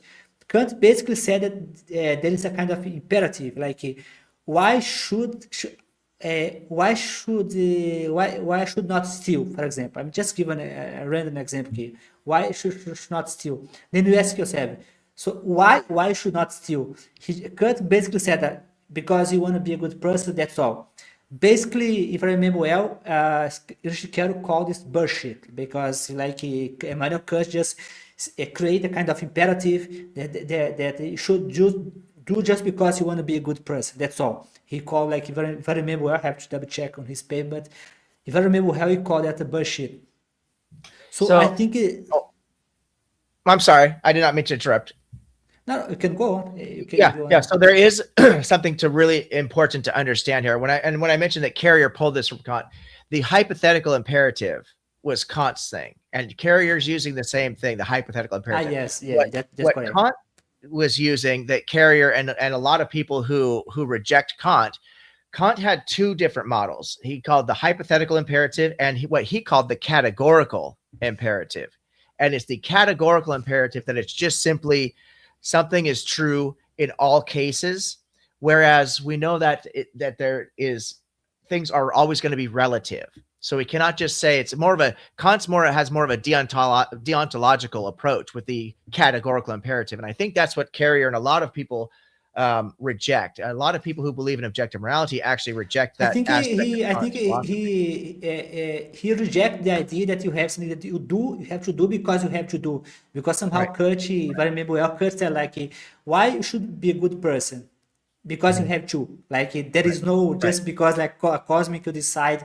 Then Mhm. because the model of Richard Carrier is based on a game theory, like the prisoner Mhm. game. Yep. Like Yep. he basically saying that there is a physics of morality that mathematically it's better that you be a moral person that you not being a moral person. It's like the example of you gave the example of the surgery, but he gave another example as well. If my memory serves me well, he gave an example of being healthy.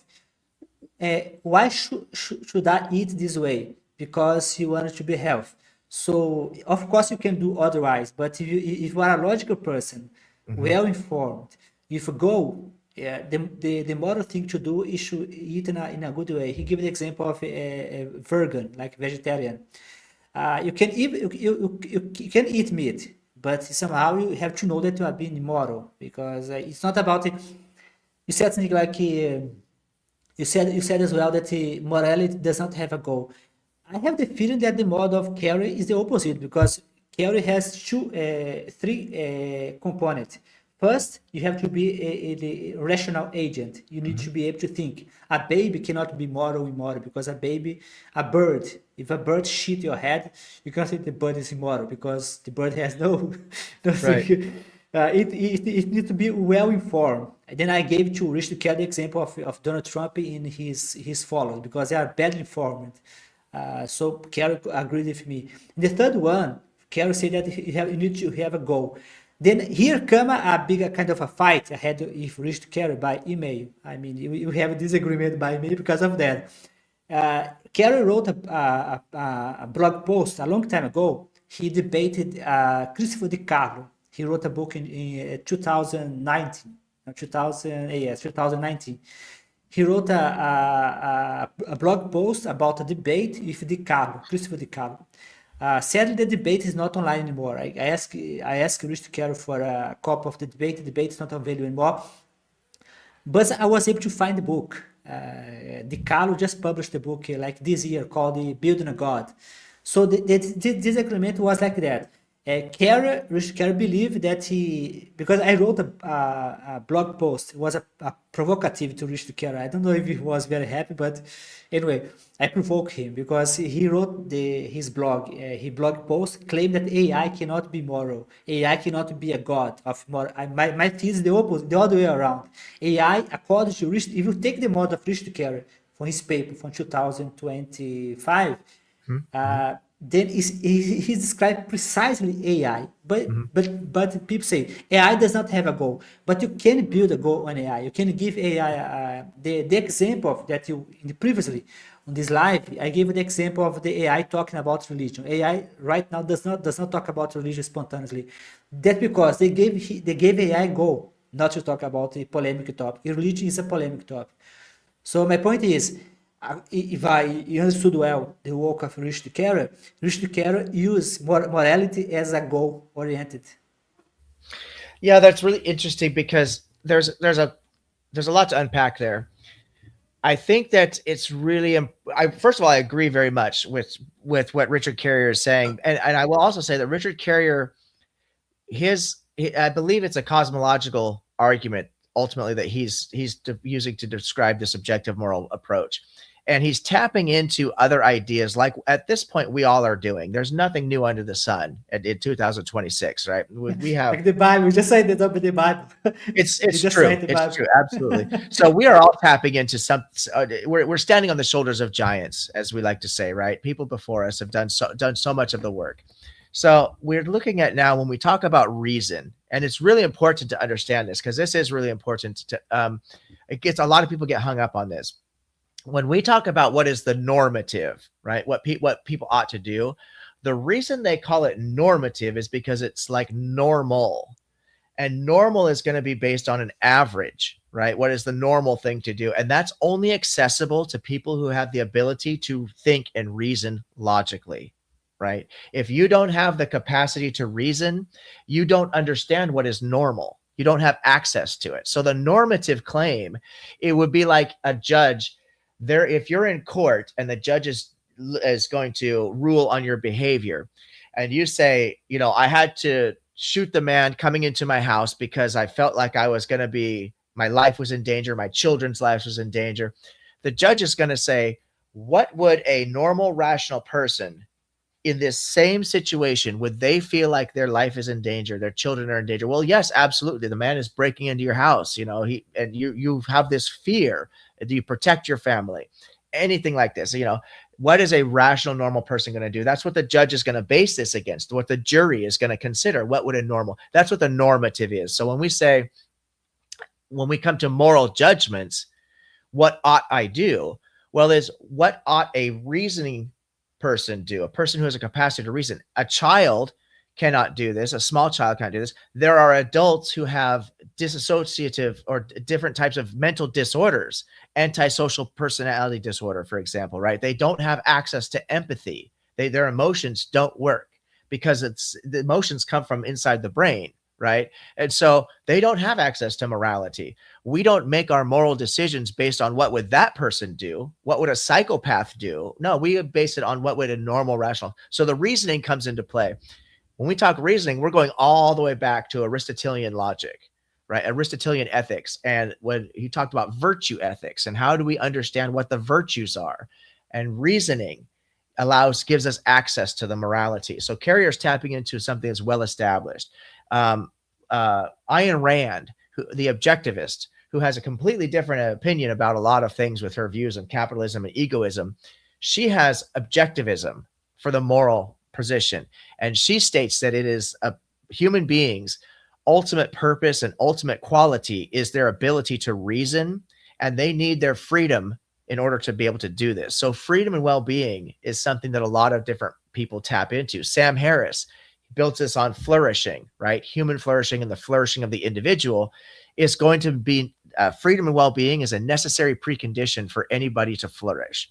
So they're all tapping into very similar roots of all this to come to the same conclusion that morality is indeed objective.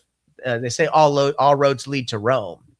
The one thing I would say to push back a little bit is that a goal is going to be a value judgment, and all values are subjective. We can get a computer to spit out values, but that's after we have determined what the values are, right? So That's the point that's the point of some Harris, because people criticize some Harris because some Harris has chosen well-being. The goal is to optimize well-being. People say why well-being? Like he says you have to choose something. You have to pick, bootstrap yourself. You have to. A biologist cannot define what's life, but he still can do his work. A medical doctor cannot define what's a healthy state, but he still can do his work. That's the point of some Harris. You have to define somehow. And Christian do as well. Christian, the only difference that they give to a third party, like God. They decide, what's sin? Sin is when you go against God. So you are doing the same shit. You are just choosing a different reference.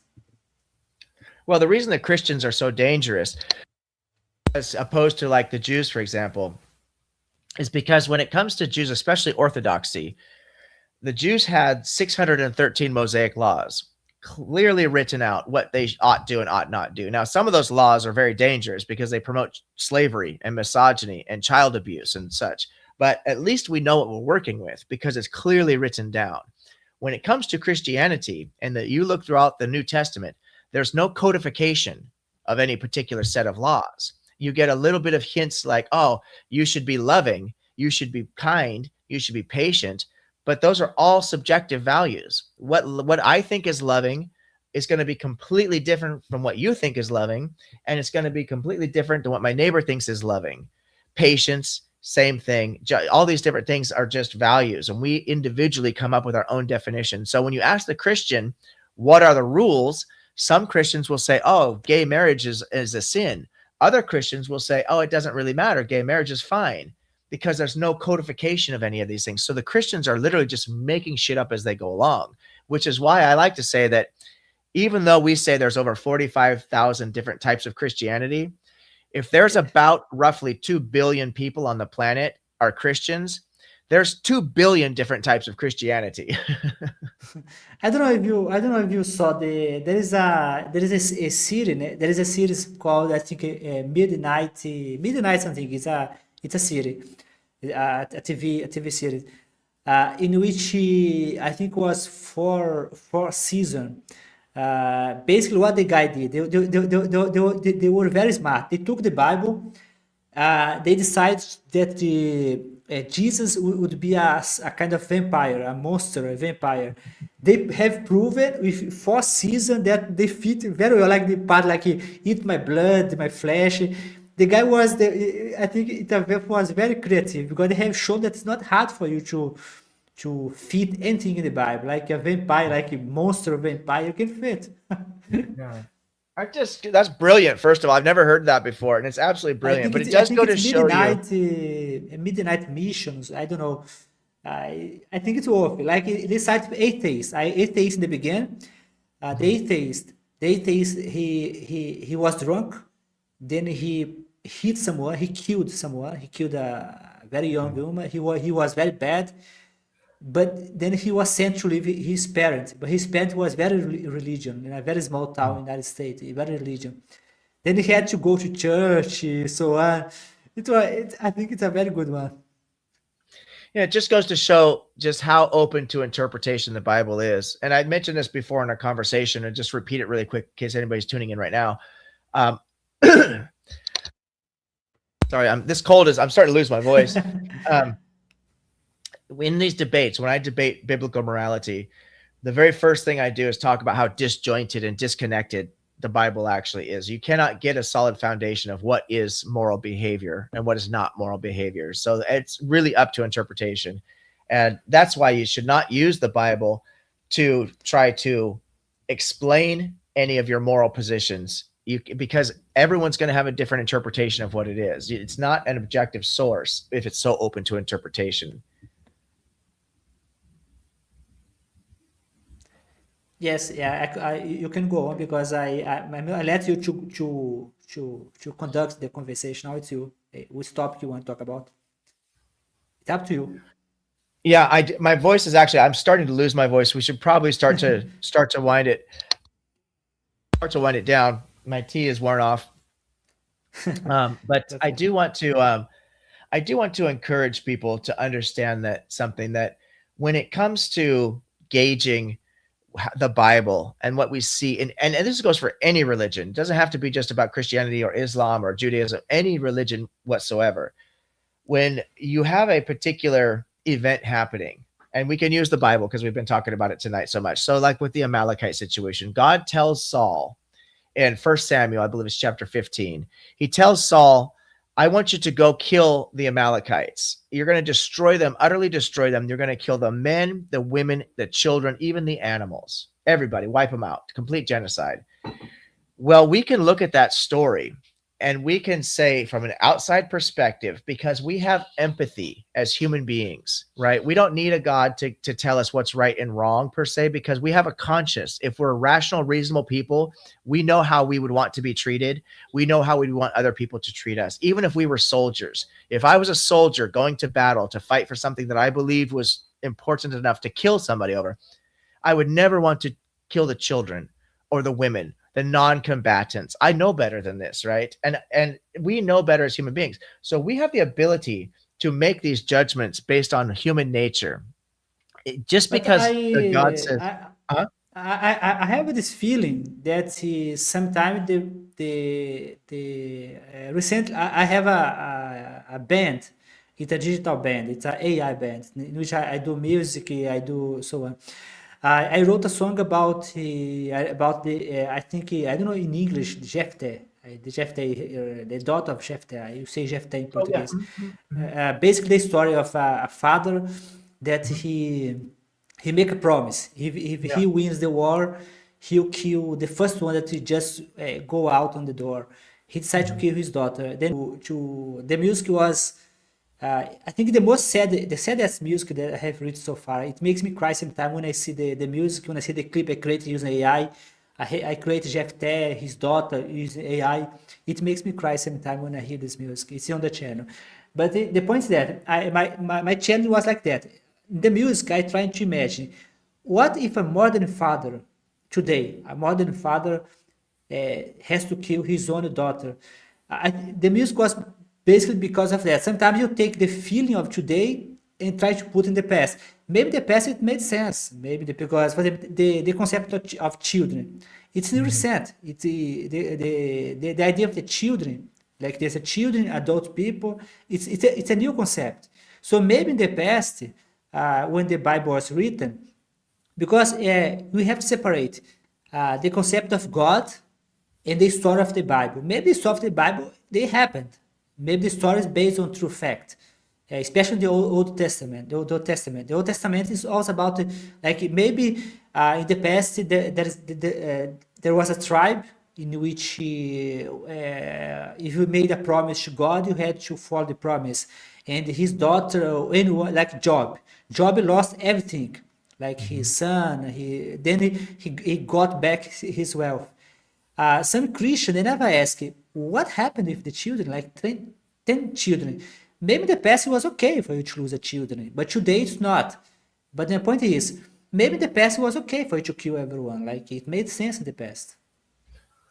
Well, that is the truth of it, and that's really unfortunate. But that is the reality of it: is that women and children both were seen as property, and it was this is how they were treated, as property, and the child was an investment in what the man who had the wealth, he was making an investment in himself, right? And so he would raise his children to help at on the farm, or he would teach his child a trade. So if the man was a cobbler or an architect, a builder, his child would become the builder, the son would.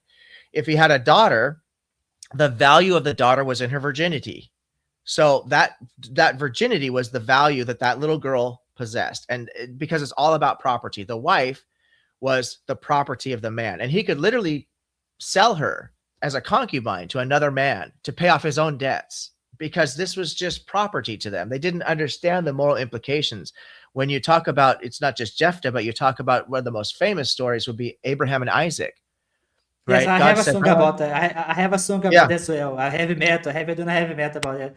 I did Mhm. the same. I did that kind of trying to imagine. Imagine if we're talking. The music is as well. I'm trying to imagine someone talk to his own head, like he's fight. Like I don't want to kill my son. I don't want to kill my son. God say you have to kill because I wanted to kill.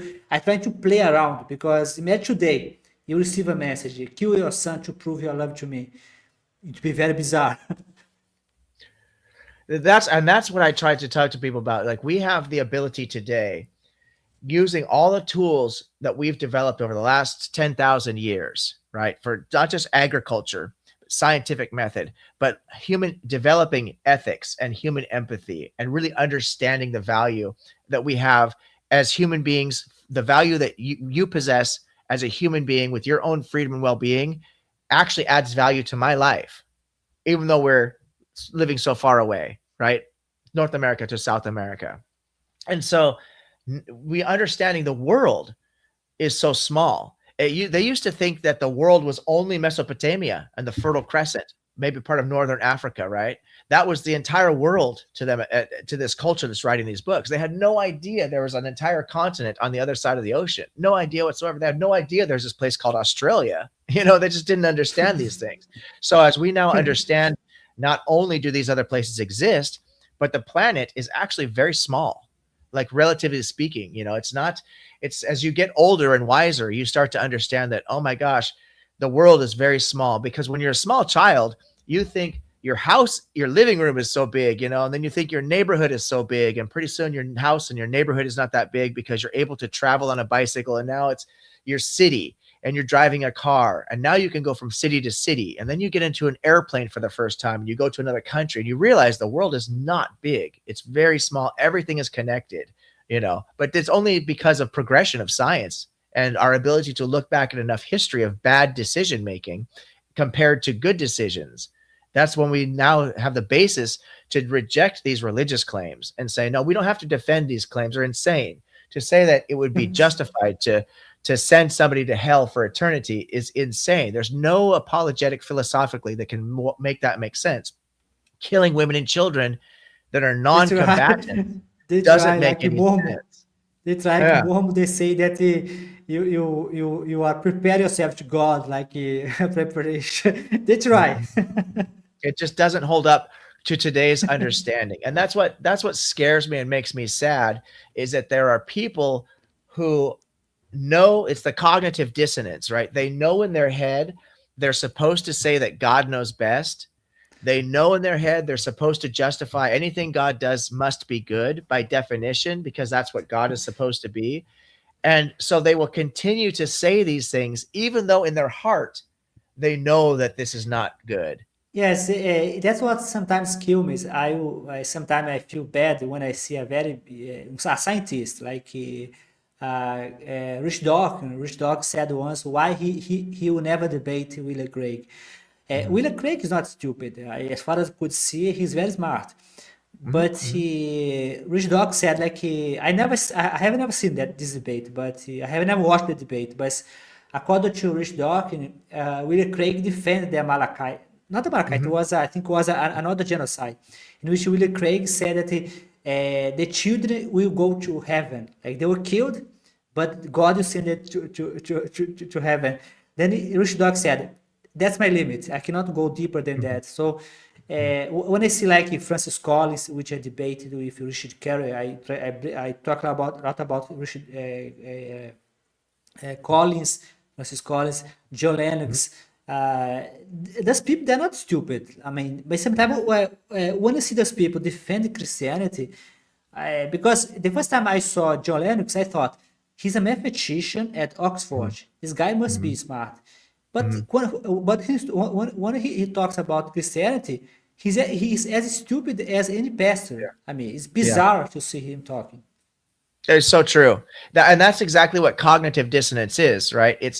When your emotions are telling you that what you're saying is wrong, but you're still insisting that it must be right. Right? It's not Yeah, but it's not. I even have this feeling is somehow maybe he knows what he's doing because he's smart, but somehow he believes somehow in his head that Christianity is good. So I know it's not true, but it's good.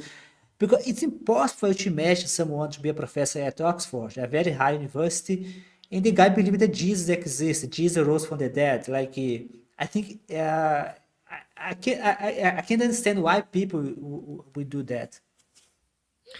Yeah, it's this, well, because now I don't know what your position on free will is, but I do not believe in I free saw will. I saw Yeah. you post a video. I don't think the free will thing holds up. I'm a compatibilist or a soft determinist myself, but I think the debate is only between soft determinism or hard determinism. I don't think free will is even in the conversation, personally, but it depends on a person's perspective on free will, because I know that Christians in particular will try to use free will as an excuse for suffering. Why is suffering in the world? Oh, well, because we got to have free will. Free But will. these are just really bad apologetics, Why because slavery? Why slavery? Because of free will. Why yeah, you got to have free will. The children people is would, the raped? Why economy, children is as you raped? mentioned, Free will. yeah, the economy would crash if there weren't these slaves around, this, which is ridiculous, because we abolished slavery and no economies crashed as a result. And we can look at No, that but no, historically as no, but in fact, they have a maybe if you are not talking about a god, like maybe it's true if you abolish slavery before economy would crash, but the point is not that. The point is that it's a god, but a god can create anything. They could create economy that does not depend on slavery. They could do anything. But that's the point. The point is not that maybe the economy would crash in the beginning when the economy was started.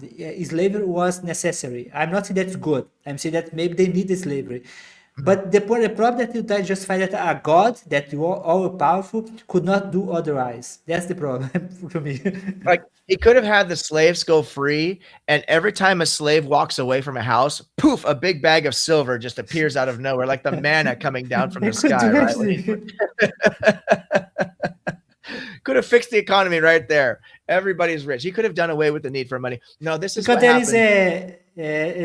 there is this example, Alex Conner. Alex Conner was debating on the Jubilee. I think it was Jubilee. He was debating several Christian, and he was debating a Mormon, and the Mormon was trying to explain that why do we suffer here? You see, have suffer. You have people have to suffer. He was saying that God has a place for us after that, but it's necessary to suffer now because God is waiting for us on the other side. And Alex O'Connor said in a very brilliant way, imagine that you have a cancer, a treatment for cancer, two treatment. One has a very big side effect. The one has no pain. Why should I choose the one with side effect? Why cannot choose the one that has no side effect? If God is all powerful, why God has to do a world that's full of suffering? I mean, it makes no sense. No, it doesn't make sense. It introduces almost all of the arguments that Christians make. Well, they're all fallacious, and that's what you have to know the informal and informal logic to be able to explain where the fallacies lay. But what most often happens, and what you're talking about right now, is they introduce what's called the black and white fallacy or the false dichotomy. It had to be this way, or this is the result. But there's a million different choices in the middle that they just refuse to acknowledge are even part of the conversation. But logically speaking, so like slavery, they say, well, why did you have to take the women, the virgin women, as slaves if you're killing everybody else? Oh, because Yes, I even heard a very bizarre argument in a debate. Christian said that in the past, people volunteer themselves to be slave because some people yeah, volunteer to be yeah. slave. Therefore, slavery was good. No, that's bullshit, and that doesn't match line up with the text or historically. But when it comes to like taking the women, for example, they would say, "Oh, well, if the soldiers just after they killed all the men, if they just left, those women would have died in the desert by themselves." And I said, "Wait a minute. So you have to make them your wife? Why don't they just send them resources? Why don't they just rebuild their town for them? Why don't they help them relocate? Why do you have to say, well, it's either make them a sex slave or they would die?" That's not the only two logical possibilities there. It's this false There dichotomy that is they must a introduce to try to justify the behavior, and the same thing when it comes to the suffering. God could have given, let's just grant for the sake of argument that there is this thing called free will. Okay. Now, obviously, I don't believe it's true, but let's just grant that for a second. Just because there can be free will doesn't mean you have to have earthquakes and children being born with cancer. The two oh, don't match up. lion eating a zebra.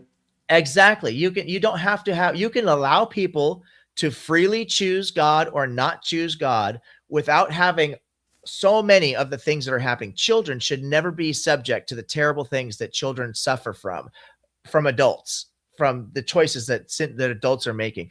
Natural disasters should never happen. They should never be part of the conversation just because of free will, because you can have free will without earthquakes. I mean, the two just doesn't even make sense, but they pretend that there's this false dichotomy I where it think has to be this way I, to be this way. I think what happened. I think what happened with Christianity that it does not update itself. For example, update itself. For example, in the past, it seems to me that they believed people used to believe that an action would have a consequence. For example, earthquake could be a punishment from the gods. So in the past, maybe it would make sense because people but people. I don't know if you notice that, but people still believe this kind of shit if you pay attention. For example, some people may believe that something bad happened to me because I did something bad with the other person. Like the universe is looking at you. Whenever you do something bad, the universe will punish you. Like it's a law. People still believe that. In Italy, I did my PhD in Italy. I remember there was an earthquake that killed half of the. There was a small. I used to live in a small town called Pitoli, a small town. Close to Pitoli was a very small town, very old. It was pretty old, like building pretty old. There was an earthquake. My small town has new building, so the building was able to stand because it was created to stand earthquake. But the other one was very old. Half of the small town was destroyed. There was a radio called Maria.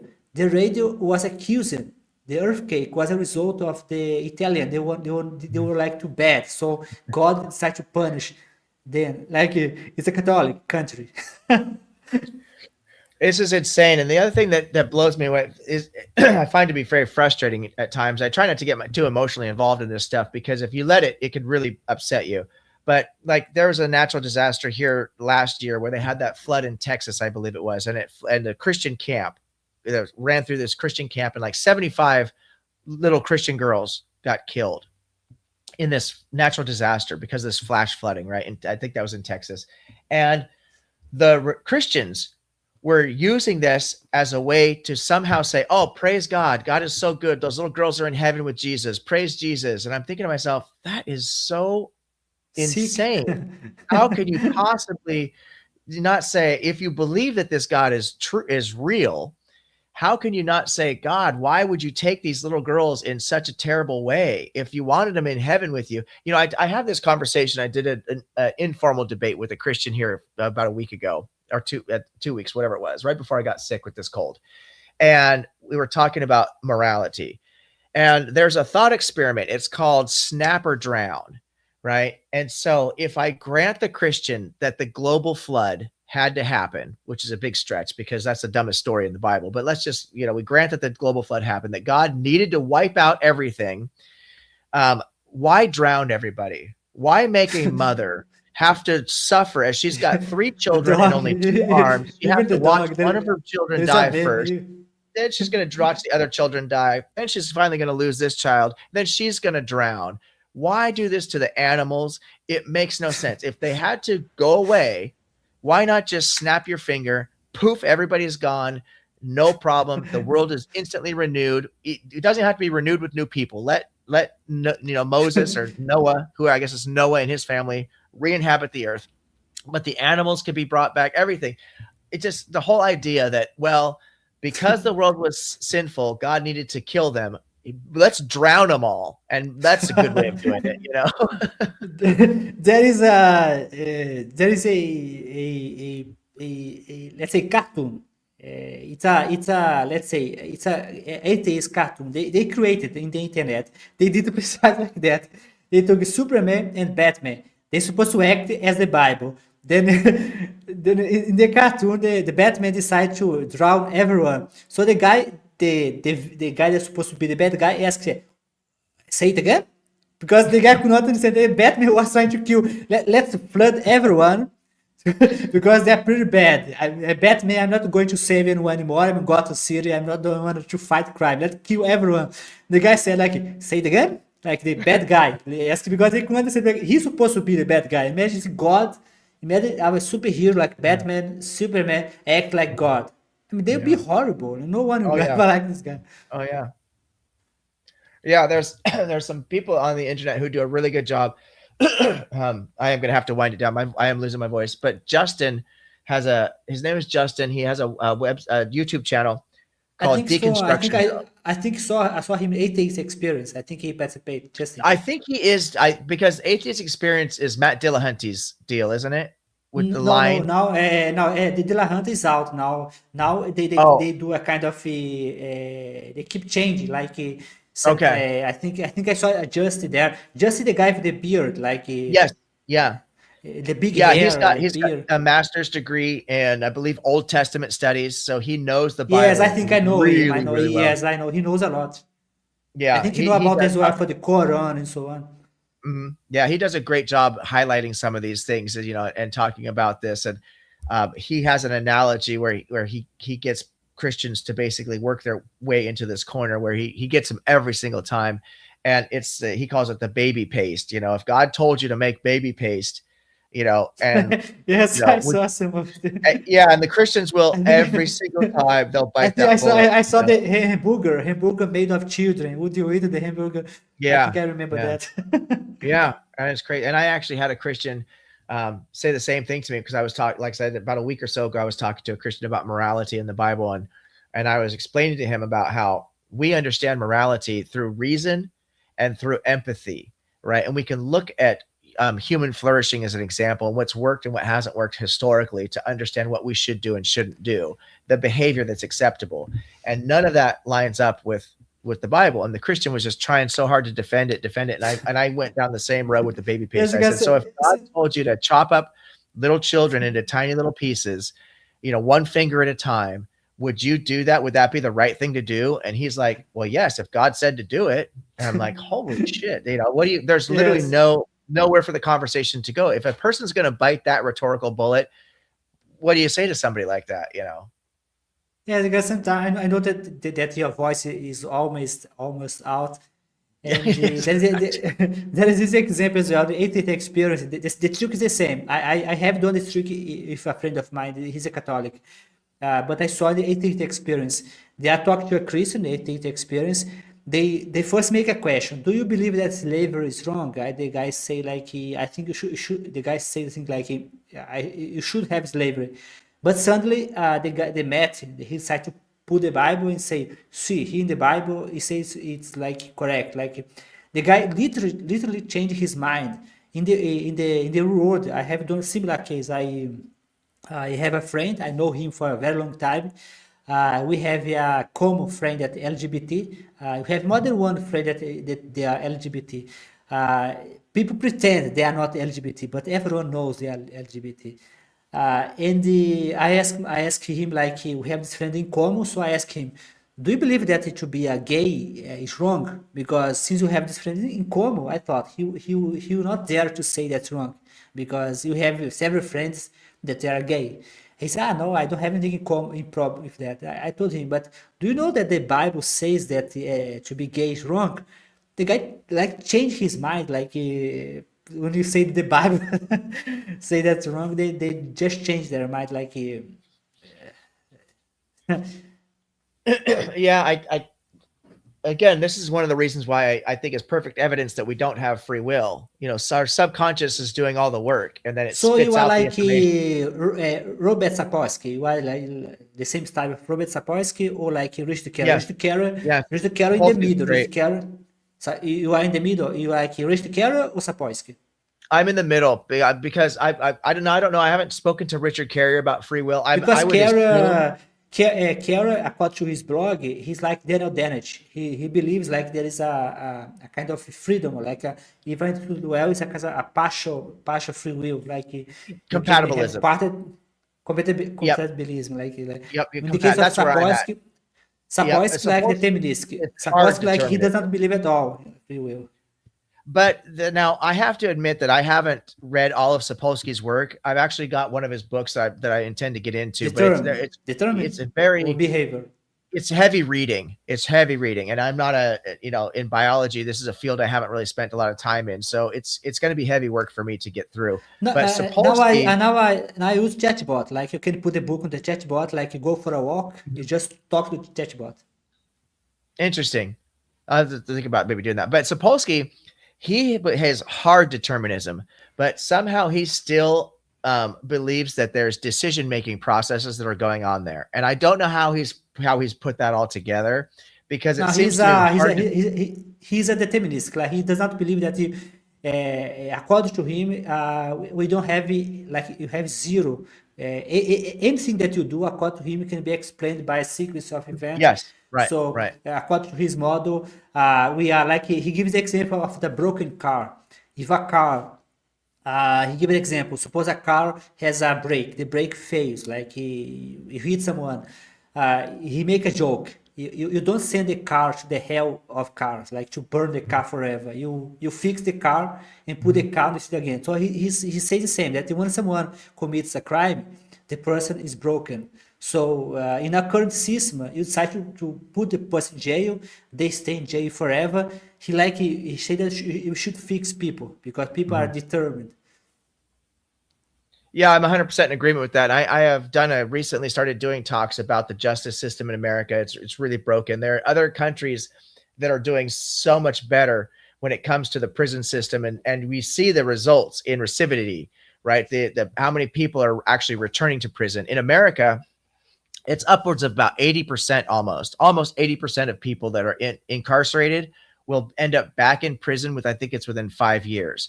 And you have to think about, if we had any business model with a failure rate of 80%, they would go out of business But immediately. You'll never be successful with something like that. And yet that's what our justice system is here in America. And it's astounding. And people say, well, there's nothing we can really do about it. But then you look at other countries like Norway, for example, their recidivity rate over that same time period, 2%, 2% compared to 80%.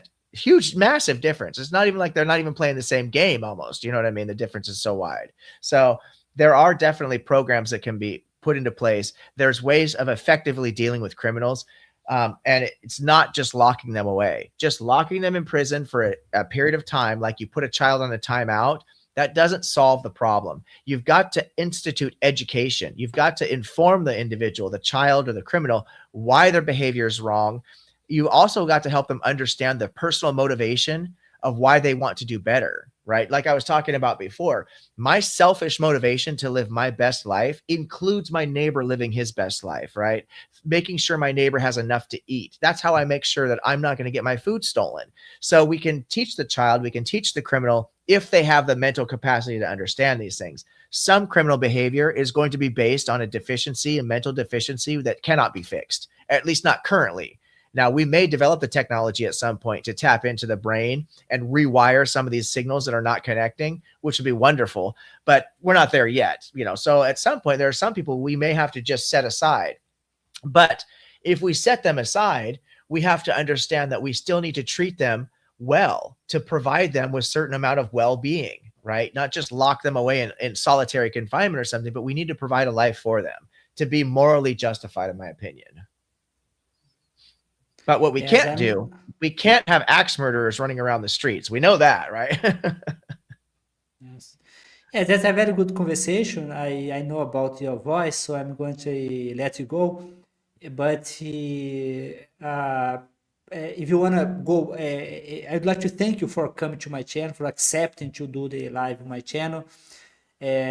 You can do a second party on your channel. I already accept. I do a pre-accept or any possible future invitation as a way to thank you to accept and to come to my channel. And in the future, I'll be glad to be on your channel, like doing a second part of the conversation. Yes, brother. I really am grateful for the opportunity. I always relish a chance to speak to people who I respect. I've looked at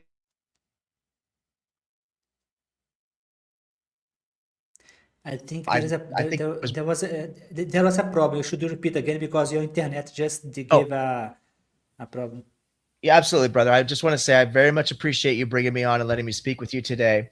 It's always a great pleasure for me personally to speak to people that I respect, and I have been really enjoying your content. I really especially liked what you just recently did. We touched on it today. You talked about AI and morality, and can we use AI to basically start to fill these roles of educator, teaching about morality? And I think there's a great conversation to be had around the uses that we can get out of AI, and it's been such a pleasure speaking to you today. I almost rescheduled with you because my voice is really shot, but I did not want to miss the opportunity. I don't want you to feel like you're not a priority for me or I wasn't really excited about this opportunity and just call in sick. So I appreciate you bearing with me and your audience for bearing with my throat. I know it sounds really rough, but yeah, I would definitely be interested in having some future conversations with you. We touched on a few things today. This last topic about the justice system would be a great conversation because it talks about morality. We could incorporate AI, the justice system, and we could really tie all that together, I think, to look at how to make significant changes for the better. Perfect. So I think you know how to use. I think you know how to use StreamYard. So I'm going to close the live, but I'm going to say hi, say goodbye to you in private. So do not close the browser. Some people close the browser. So thanks everyone for being here. I should remind you that this live will be available in more than 20 languages, which include Portuguese. The YouTube make a translation. When you speak in English, YouTube making the live available in more than 20 languages: Portuguese, French, and my guest today here, Daniel Leeroy, he has his own channel. I totally recommend you to go there. If he can correct me, but I think he has a focus also on outfit. I think fitting. I think I remember well. Some tips how to make exercise, so on. So I totally recommend you to follow his channel. It's on the description. In the future, I'm going to send him an invitation. When you subscribe to the channel, you're going to see his channel as well. Just subscribe to both channels and enjoy the content. So see you in the next live.